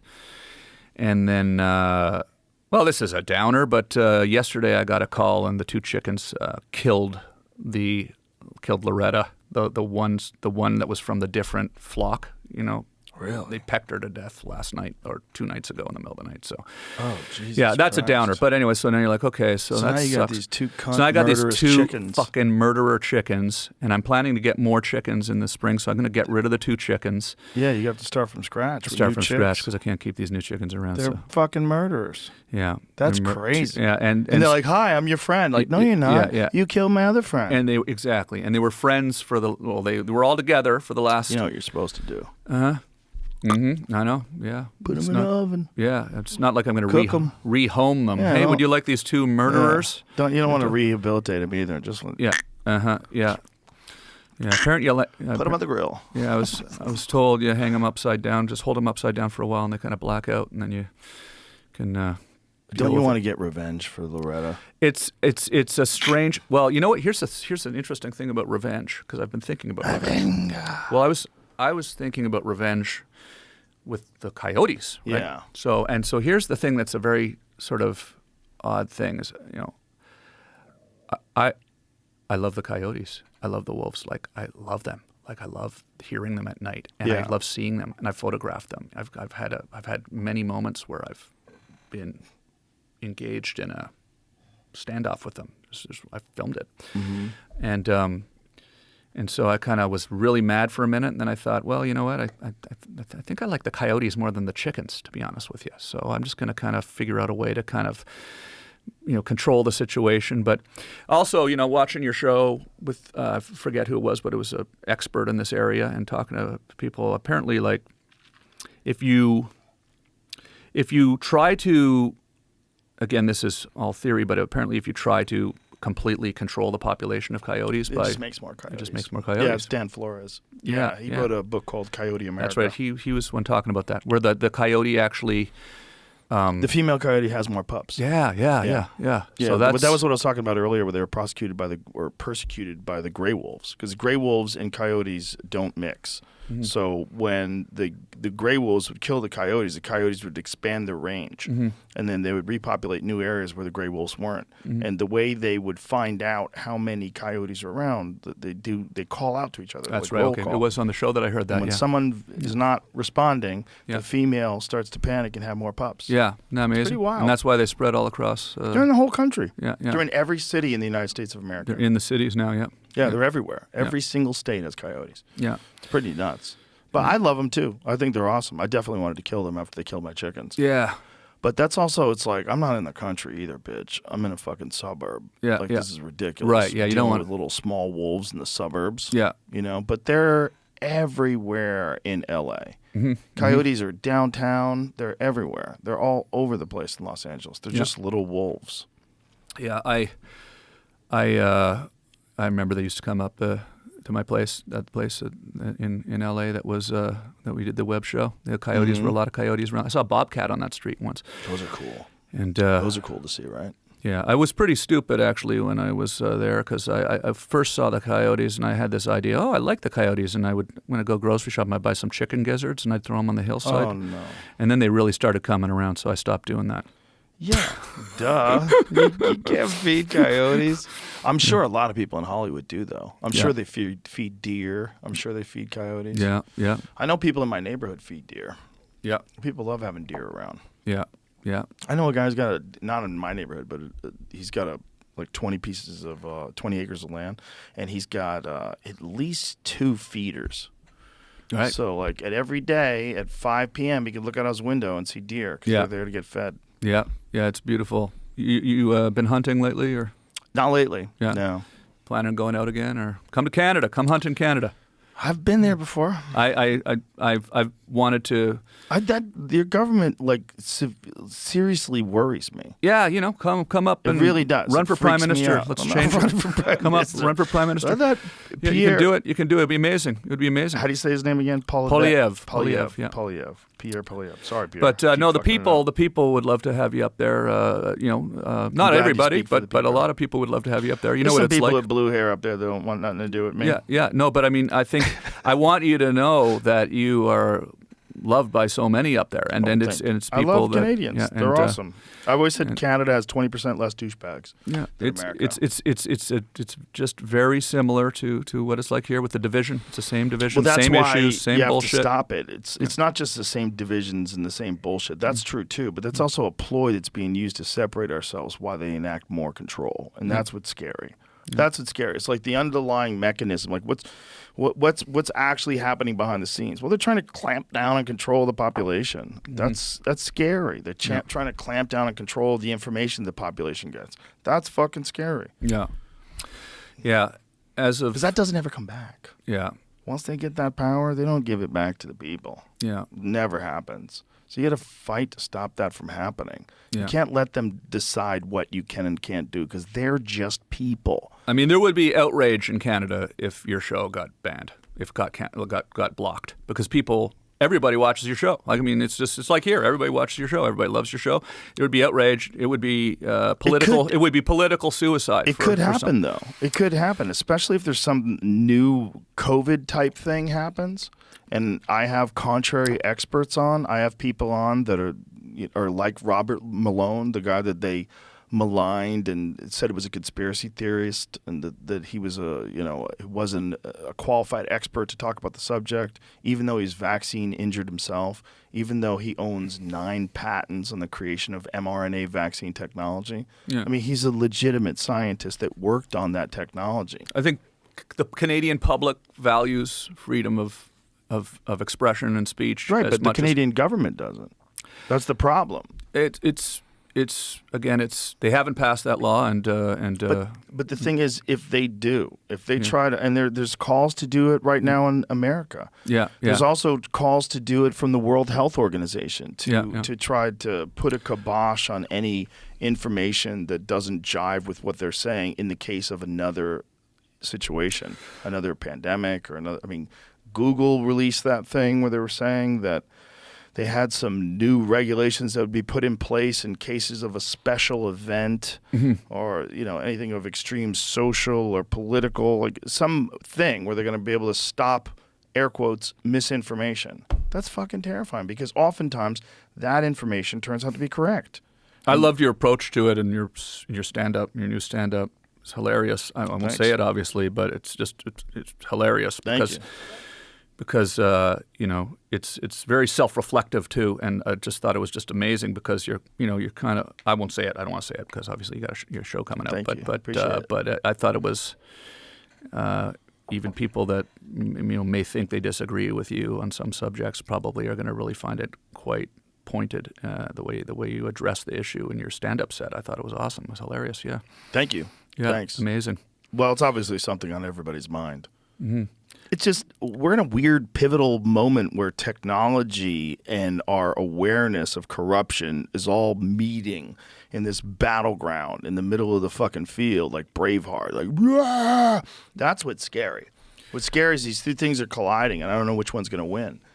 Because we could turn into a dictatorship. We could turn into something that's closer to a dictatorship and then something that's closer still and continue to go down that line, especially if there's some need to clamp down on society because something happened, whether it's a solar flare or whether it's a terrorist attack or whether it's just flat out war. That's all they would need. All they would need is some reason when they need to completely clamp down on your ability to express yourself, platforms' ability to distribute information that's contrary to what they're saying. Any of those things, anything that they can do to stop that, to put a clamp down on people, like disrupting the narrative that they're trying to distribute. It's wild that COVID was essentially one of the catalysts that got me to leave the city. And, it started with the van. I got the van, and I'm out in the remote desert, and I'm loving it out there. And I was my bug out van. I mean, I had probably could have survived in that van with a solar power battery system and my food. I'd freeze dried, meals ready to eat, camping food, boil water and pour it in the bag. And it's lasagna. This is amazing. I could have probably spent, months out there without even having to go anywhere, And you start to go, hey, this is kind of cool, like I'm self-sufficient out here. I'm not, I've got 26 gallon You didn't water. get lonely? Well, I would drive out to a cool place for 3 or 4 days, and then I'd go to another location, and then. So you'd go and hang with people? No, I wasn't. I was just doing this sort of isolation. I was doing this. I was really actually kind of getting into videography again. I shot this video on Sony A7S III, but I've started getting back into cameras. Right, but you weren't around any people? Well, I was. When you went to cool places, did you go hang around people? No, I was just alone. Yeah, and I was making these. It was just Charlie and I. And we made this sort of film. How long did you go without being around any people? Well, because then I would go. Because when you came here, the last time you did the podcast, yeah. I had the distinct impression of a man who just got rescued from an island. Yeah. It was Tom Hanks. Yeah. You had the fucking volleyball. Yeah. It was like that, yeah. You seemed a little manic. It was somewhat of a creative experiment as mixed with real paranoia as well. Because I do sort of, I think sometimes like I said, I got testicular cancer. How the fuck did that happen to me? So I'm just like, okay, Right. This is everything bad. If this is happening, it's going to be bad. So it's going to be bad to me. So I'm just going to. And then. So how long did you go without being in contact with any other people? Well, so I still had my house in L.A., so I hadn't sold my house yet. So I had this van. So I would drive out into the desert for a couple of weeks and basically go on a camping trip, and then I'd go back home, and then. Were you around people when you were back home? So it was still that. People would come over, we'd hang out outside. It was that kind of whole thing for the first few weeks or whatever, months, however many. Was it? Remember, it was a couple of months. Would you cover your mouth and then you'd all run outside, hold your breath? Yeah, kind of. We would just hang outside for a couple of months, go to the dog park and see people there and stuff like that. It was that that initial stage where, because you weren't in LA then, no. So it was wild. I was in LA. Were you in LA at the beginning of COVID? Yeah. Oh yeah, I moved during that's COVID. right. Because I came on your show in L.A. when it was at the beginning of COVID. Yeah, that's right. And the second time I came on your show was here. Yeah. Okay, yeah. That was because remember how they were like you're avoiding the question. Remember how there were military helicopters going over? You're avoiding my question. How long did you go without being around people? Maybe a couple of months or something like that. How many months? Couples 2, a few is 3 or more. Maybe it was 3. Yeah. You sure it wasn't more? Well, then I started doing the van thing, so there was nobody where I was going anyway, so I had an excuse, Right. I was on a camping But it's still being with no people. How long were you with no people then? Yeah, I mean, it was a few months for sure. It wasn't. All told, how many months do you think you spent of that year without being around people? Well, first of all, one thing that's interesting about it is I happened to be single at the time. Are you a lawyer? The way you're answering these questions are like a goddamn lawyer. Well, it's a bit. It is a bit embarrassing, I guess, to think that I was isolated. Not. But I also found it kind of fun. Right, but how long? It was about 3 or 4 months or something like that. But then the van. The you van weren't around people then too. No, but that That's was isolation too. yeah, and that was more like I was enjoying going out into nature by myself and But making you were videos. still by yourself with no people for how But long? when you I'd were go doing for a it? couple of weeks and I'd go back to LA and I'd be in LA and And then you would be around people. I'd recharge a bit. I'd be around people a little bit, and then I'd go back out again, and then as things died down, as they did, I started being around people like everybody else. I couldn't imagine going months without being around people. Well, the thing that was weird about it was I'm not married. I was single. I didn't have a girlfriend at the time, so like I actually no responsibility, true freedom. That's what made it weird. Was I could imagine if I had a girlfriend at the time, we just say, okay, we're going to isolate together. And now you're just with your significant other. Here I was, okay, I'm going to isolate, and I don't have a significant other at the time. So it was like actually the first time where I've ever had this sort of self-imposed or whatever, maybe it was imposed on us, or I took it as an opportunity to be by myself and go out and make videos in the desert and go to these really crazy remote places. And I would seek out places where there wasn't going to be other vans and other people. But when you were out in the desert, a lot of times you'd go to somewhere and there'd be other people out in their vans, and you'd hang out and have beers with people out in the desert and hang out, and then you'd go think of a more remote place. And I started discovering some amazing places like that, the rabbit hole you go down when you COVID aside, isolation aside, just going out into the American Southwest in a camper van that's self-sufficient is pretty wild, the stuff that's out there. I mean, I think I probably talked about Chaco Canyon the last time I was here, because I think I'd just gone there in New Mexico, which is, Pueblo Native American ruins of it's essentially like a stone ruins of a city that was built in the year 875, and it's like Machu Picchu level type city that they didn't even discover until the 1950s because it was buried, and now they've, and it's in this beautiful. It's on the Navajo Nation Reserve, on the Navajo land, and you feel this sort of.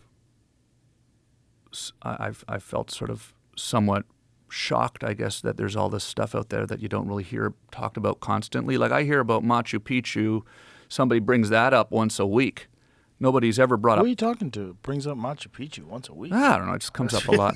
People talk. It was probably you, I think. You talk the pyramids and stuff. I rarely talk about you talk Machu about the pyramid. Picchu. Talk about the pyramids a lot, Yeah, right? I talk about that the pyramids. Like Machu Picchu is pretty crazy. Talking about ancient cultures that have built these incredible structures, right? And right here in New Mexico, just up the road from here, like 11-hour drive from here, right? Just outside of Albuquerque, Navajo Nation. There's this. It's a huge canyon, completely empty, no one there. So it's this realization that there was a civilization there that was, and they've studied this place quite extensively. In fact, Mike Judge, from Beavis and Butthead. Sure. His father, Mike Judge, grew up in New Mexico. I found this out after the fact.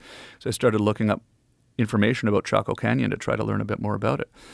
And his father, James Judge is his name, was one of the predominant researchers of this particular archaeological site, right? Oh, wow. And so he wrote this book about it, and they dived. He spent his life diving into details. Yeah, that's so fucking cool. Yeah, so I spent a day there. And there was no one there with you? I was there with Charlie. Yeah, and just you and Charlie. Just me and Charlie, and I shot video. There's video on my YouTube channel too. I was doing all this for my YouTube channel. I was really getting to the filmmaking side of it. I had my drone. I was going out and filming stuff in all these. Isn't it crazy? places. You're just allowed to walk around there? Yeah, it's wild. And see that the bottom left? See that sort of structure there? So that was a 5-story building at one point. And you can go walking through there, and there's wood that they've used as beams that's still like within the it's petrified wood or whatever. It's within the stone. And, it's wood from the year 875 to 1100. It went, like the people left there in 1100 because of a drought. Like they were gone before Columbus, right? See the wood there? That's from between 875 and 1175, whenever that was particularly built. So, and this area, they've done all these studies of this area, so they know like they found macaw feathers. Speaking of my old pal Rex, they found macaw feathers there.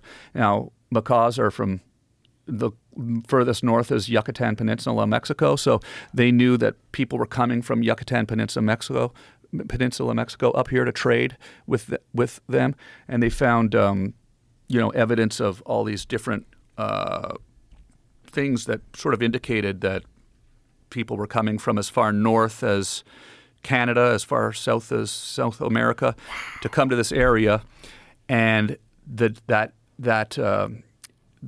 whole Chaco Canyon area, once you get in there, is like this.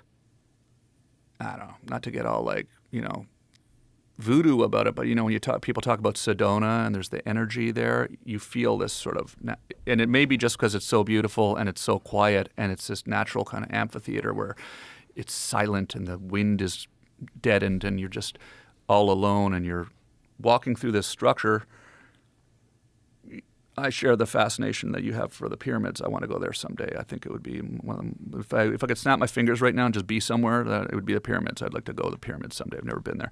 So here's me walking through it with my camera, and so you're walking through this with, by yourself, and That's you're just amazing. going like, wow, like there was all this stuff going on here, and apparently they've determined this was like a meeting place for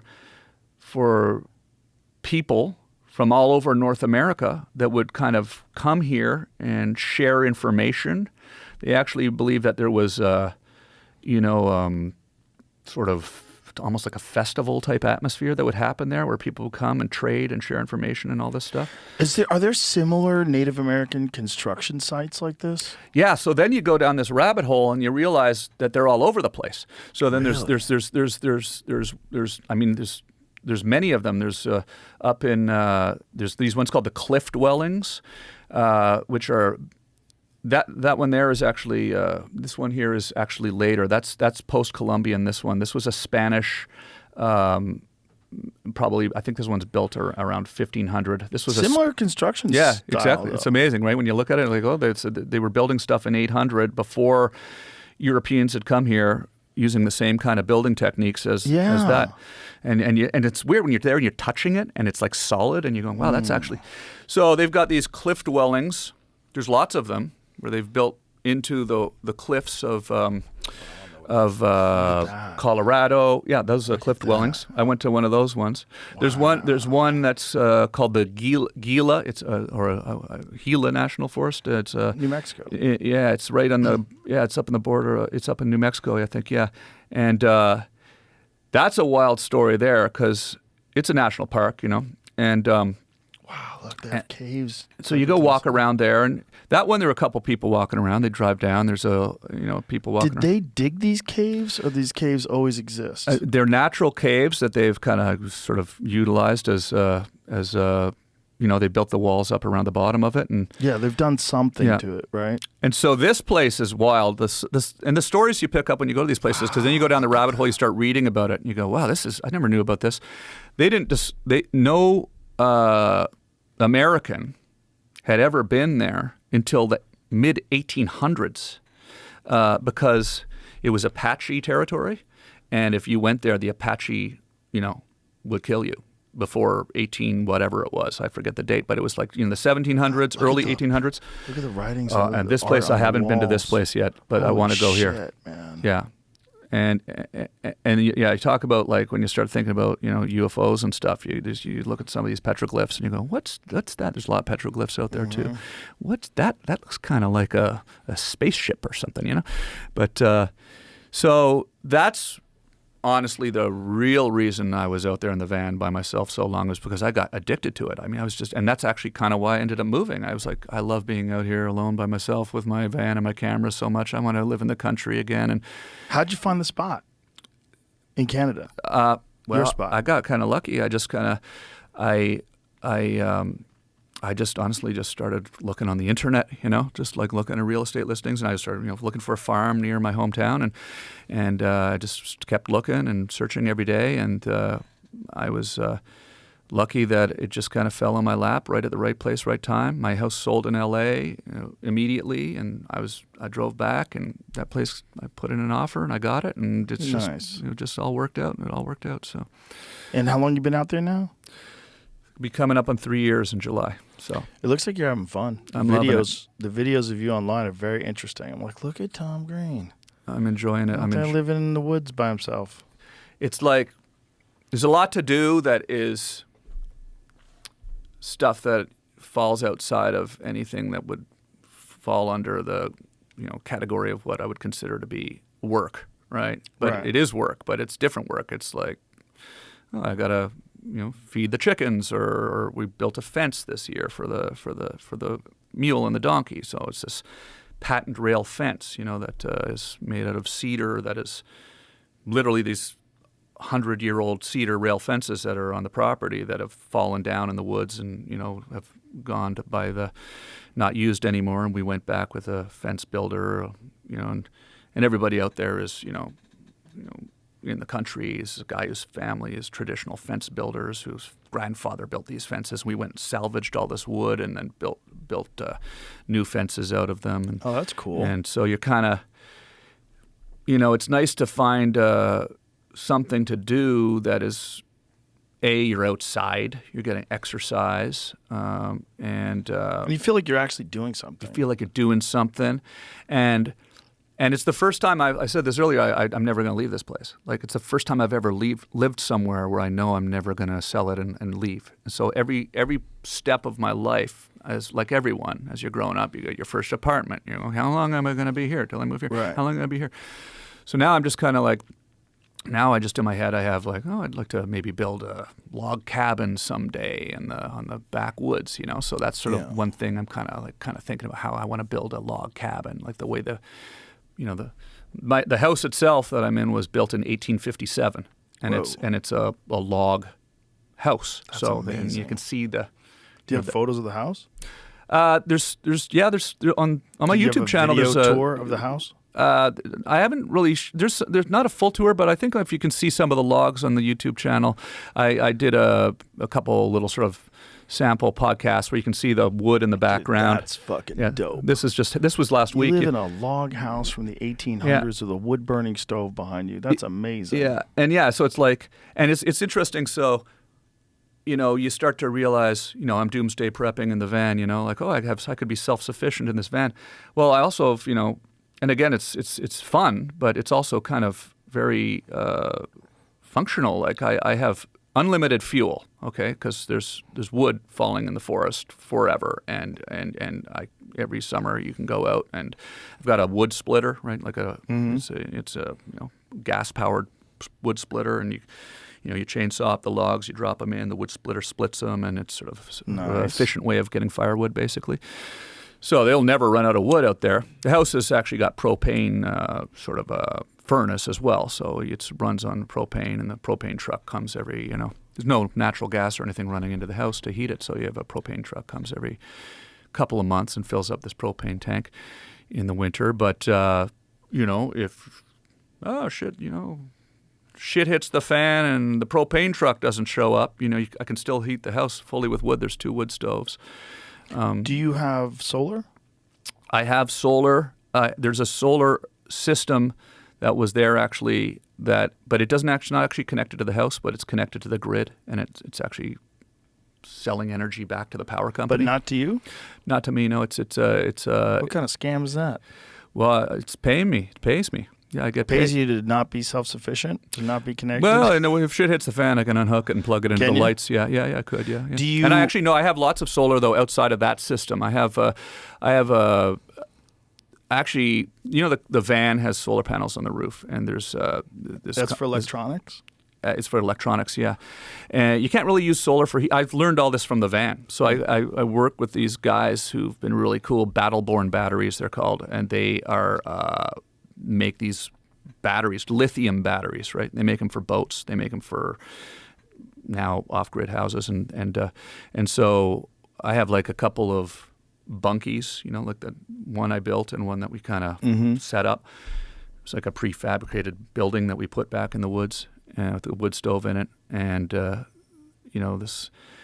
this trailer that I have solar panels on that butterfly out that I can take anywhere on the property, which has these Battle-Born batteries in it. It's constantly charging. So I do have some solar. And the barn as well. So the barn I have, and these guys helped me set this up. It's really cool. Like it's, I jokingly say the podcast that I'm going to do in the barn is going to be I'm sure it isn't, but I'm saying it's the first solar-powered barn cast. Okay, maybe, might be. Maybe, I don't know if there's one, but it's like, because the barn has no power running to it. It's off grid, but we have, it's 200 yards from the house, but we've up in the loft got this lithium battery array, solar panels that charge the batteries, and then up in there I can run all my cameras, lights, Oh, wow. everything, and Don't the batteries degrade on those things, on like solar panels? so lithium batteries have a really good life to them. Right. I'm but not they sure. eventually degrade. Yeah, Right? it might be 10 years or something like that. I'm not sure, but that's the lithium batteries is kind of newer tech. That was the thing that kind of, when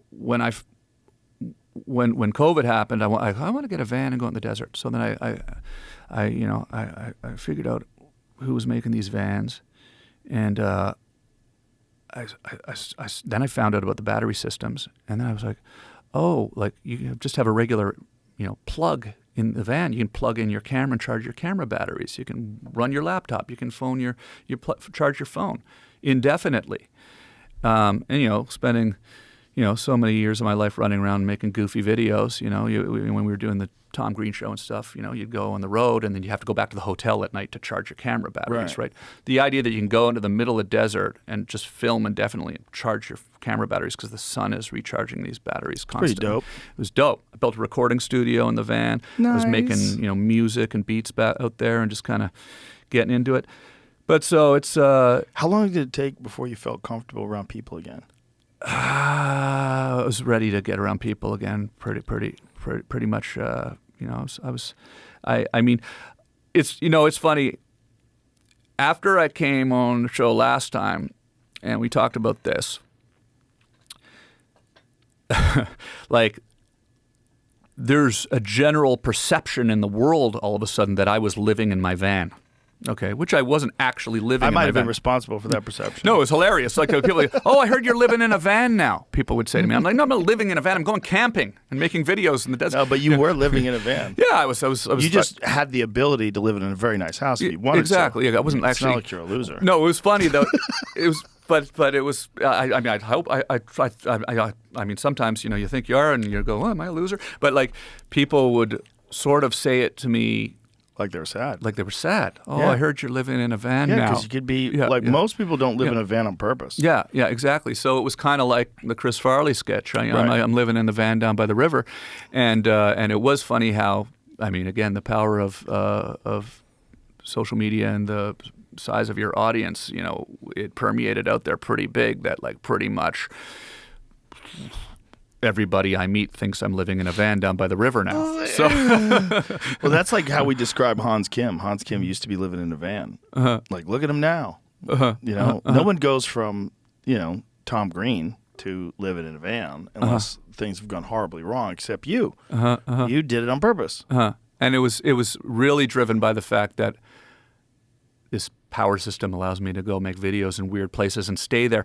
Like these places, Chaco Canyon's, it's not easy to get there. I mean, it's easy enough. I mean, it's 2.5 hours out of, maybe it was more than that, out of Albuquerque. I forget the distance, but it was quite the drive. And you're driving through, it's not on a direct route to anything. And then once you get to the perimeter of it, really bad dirt road that you got to go down that's not maintained properly. So I suspect that in some ways it almost feels suspicious that, like, do they want to keep people out of here for some reason? Why is this not talked about more? I mean, I sort of discussed this a little bit on the video. Like, it seems strange that it's not more celebrated by, our society, that there's stuff out there like that. That's just, it's incredible and amazing and beautiful. Why It doesn't does have a everybody good not know? publicist. That's all it is. Yeah. Because there's certain things that have, like Machu Picchu. It's a great publicist. Yeah, I think it forces people to confront the idea that, what happened to the Native Americans in this country too, and in North America and Canada, like Well, we weren't that nice to them, were we? So it makes us have to think about what happened. But you were just saying that place was abandoned in the 1100s. Yeah, exactly. So that has nothing to do with but just in Europeans. general, just talking about pre-European, not now, right? But I think there was probably a period of time when they were settling Europeans, not just America, Canada too, right? Settling North America where they didn't really want to acknowledge that there was civilization here before. You know, that it was more like they were, you know, Eminent domain. yeah, Yeah, they were trying to claim it. Yeah, for sure.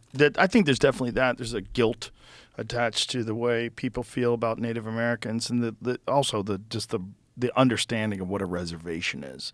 Yeah. You pushed them into this area that sucks and forced them to live there, and all of their traditional land is gone. Yeah. It's all been absorbed by these people that just got here a couple hundred years ago, which is nuts. Yeah. It's so hard to imagine how different this place we're sitting in right now was just 200 years ago. Yeah, yeah. I mean, they find these all over the place. A friend of mine has Oh man. a ranch out Oh here. wow. That's a real Comanche arrowhead. That's a big Wow. one too. That's probably something they used to shoot a large animal with. Wow. That's Probably elk. They had elk out here. They used to have elk were in like most states. They had always a lot of deer out here, a lot of different animals. But that's a big ass arrowhead. yeah. See, and it's like Because there's some small ones too that they find. Just find real tiny ones they might have used for like small game, birds and things like that. But that's a big fucker. See, I personally, the second I touched this, I felt sort of a sense of kind of, you know, shivers. Right? Wild, right? Yeah, yeah. I feel like, and maybe it's my mind just thinking about the history of it, but there's, you know, people talk about energy, and I was like, is it? When I used to hear people say when they go to Sedona, the energy there's amazing, and I'm like, what are you talking about, the energy, right? But then when you go to these places, is it because you're just alone and you're relaxed and you're thinking about it so much? But it's like you touch this and you go, well, you think somebody actually like carved this, right? Like somebody made this and then they survived with this, right? Like however many thousand years ago or whatever. And you go, whoa, that's incredible. You know? They napped that thing and made it sharp, and they did all these crazy techniques that they had learned how to make these fucking things. And then they hunted with it. And these people lived here forever until these Europeans just came in like a wave of locusts. Yeah, yeah. So so that's the battery system allows you, you know, the van and the self-sufficiency of it. Because normally if you drove there, let's say you drive 6 hours to get somewhere, right? Right. And then the sun's going down and there's no hotels nearby and there's nothing, so you got to camp in a tent or something. So then it's like not comfortable and you don't have Right. don't have You're on your van. yeah. So now you can drive there and stay for a while, and then it's like You just have to make sure you have gas and water. yeah, it's a different experience because now you're waking up to the sunrise over that and making coffee by yourself. And Thank looking God at you that. didn't run into like the Manson family or something out there. I had a few moments of Wacky people? I had a few moments of, I don't know if they were wacky people, but your mind starts telling you that you got to be careful. You know, like there was a moment, out in the desert where I, was all alone out there in a truck. This was on the Mexican border actually, and trucks coming from Mexico towards me. And there's signs out in the desert when you get to this. This was actually in the Arizona-Mexico border. It's this place called the Cabiza Prieto Wilderness Area, which is a decommissioned section of the former Barry F. Goldwater Air Force Base test range where they would test bombs in World War II, right? And it's like really beautiful, like the cactuses and the. You want a cigar? Yeah. Absolutely. I bet you that's a good one too. I'm sure Yeah, you these wouldn't be are smoking some Foundation Swisher cigars. Sweets or something like that. It's not a Century Sam or Phillies Blunt. What are they? It's a company called Foundation Cigars. They actually made us our own cigar. It's got a JRE logo on it. Nice. They're really good, though. I was no skeptical. doubt. I was like, this company. But it's actually my man Nick from Foundation really Oh my God. knows cigars. And the whole deal goes down to Oh my God. Nicaragua. Is this a lighter as well? Yes, sir. You know how it works? Push down on that black thing. Yeah, there you go. Damn. Okay.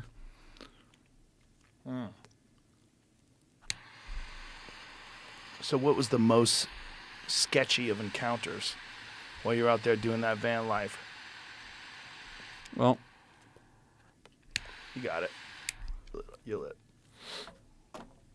What was the sketchiest? there was never anything where I actually was in danger, but there was the feeling of being in danger. So, well, actually, it might have been in danger. It was definitely a feeling of being in danger. So the van's coming up to you.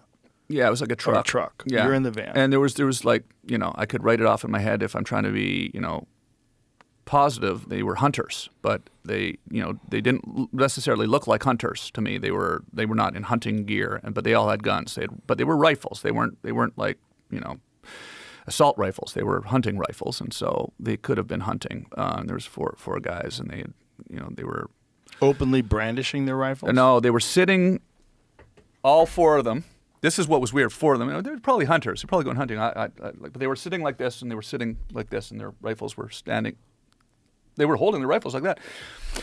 So I kind of assumed that they were going around looking for a deer or something like that. But it was, when you're all alone out there, and you see a truck coming towards you, and there's no one around, no one's going to hear anything. You get a little nervous, so I did get in the van, and I locked the door, and I'm in the van. I'm looking out of the van, and they pulled up by the van, and they're looking at my van, and I see the guns in the van, and I'm like, okay, Are they speaking Spanish? Well, they were, whatever, 50 feet, 100 feet away, just Did you looking. hear any words at all? No. I was locked in the van, hiding. I was hiding in the van. I just turned 50 years old. So they never got close to you?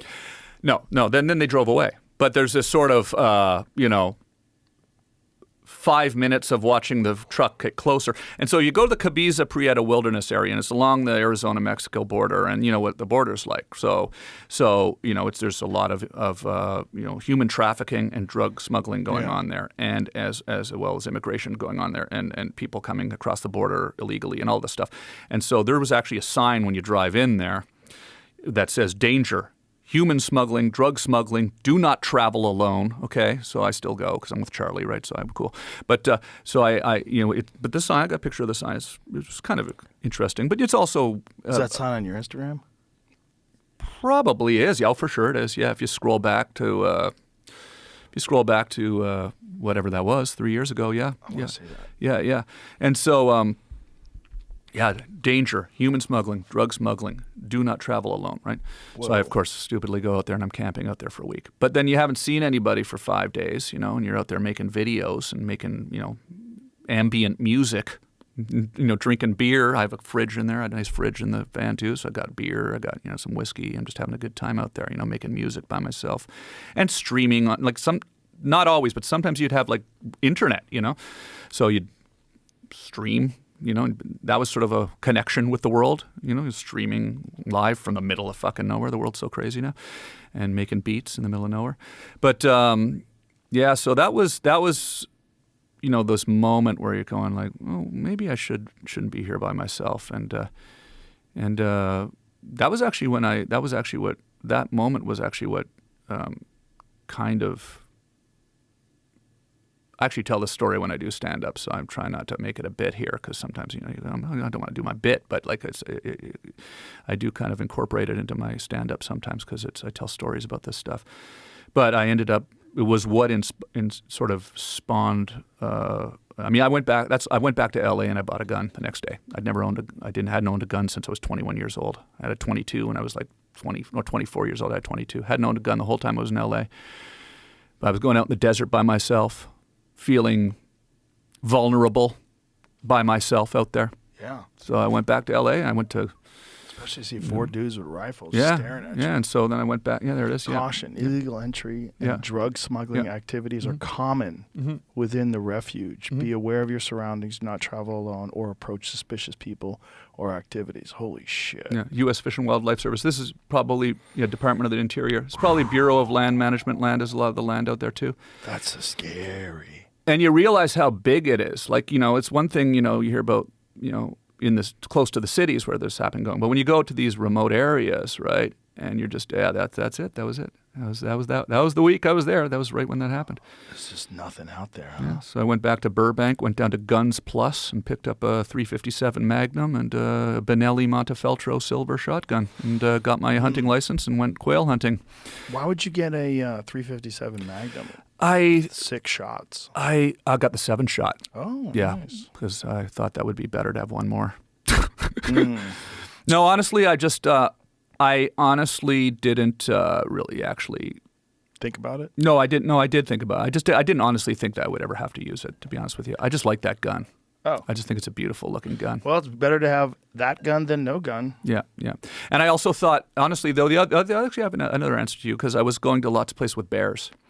And so I figured it would be good protection for bears, too, because I was going up into like the, places in New Mexico where there's bears. Mm-hmm. And I would go hiking by myself and, you don't want to lug a shotgun around with you all the time. So, I'd sometimes bring that, in Arizona and stuff. And, That's smart. But also, I mean, it's honestly just kind of, I don't know, it's just a beautiful gun. It is. Yes. It's a classic. Yeah, I like that. I love that gun. Something about a revolver, too. Mm-hmm. Yeah. Watch that wheel spin, old-timey style. Yeah, absolutely. And there was sort of a sense of being out there on the range, I like classic looking guns. Like I have lever action. I've been collecting Like a Henry rifle. I have a new Henry 22. I've got a couple vintage.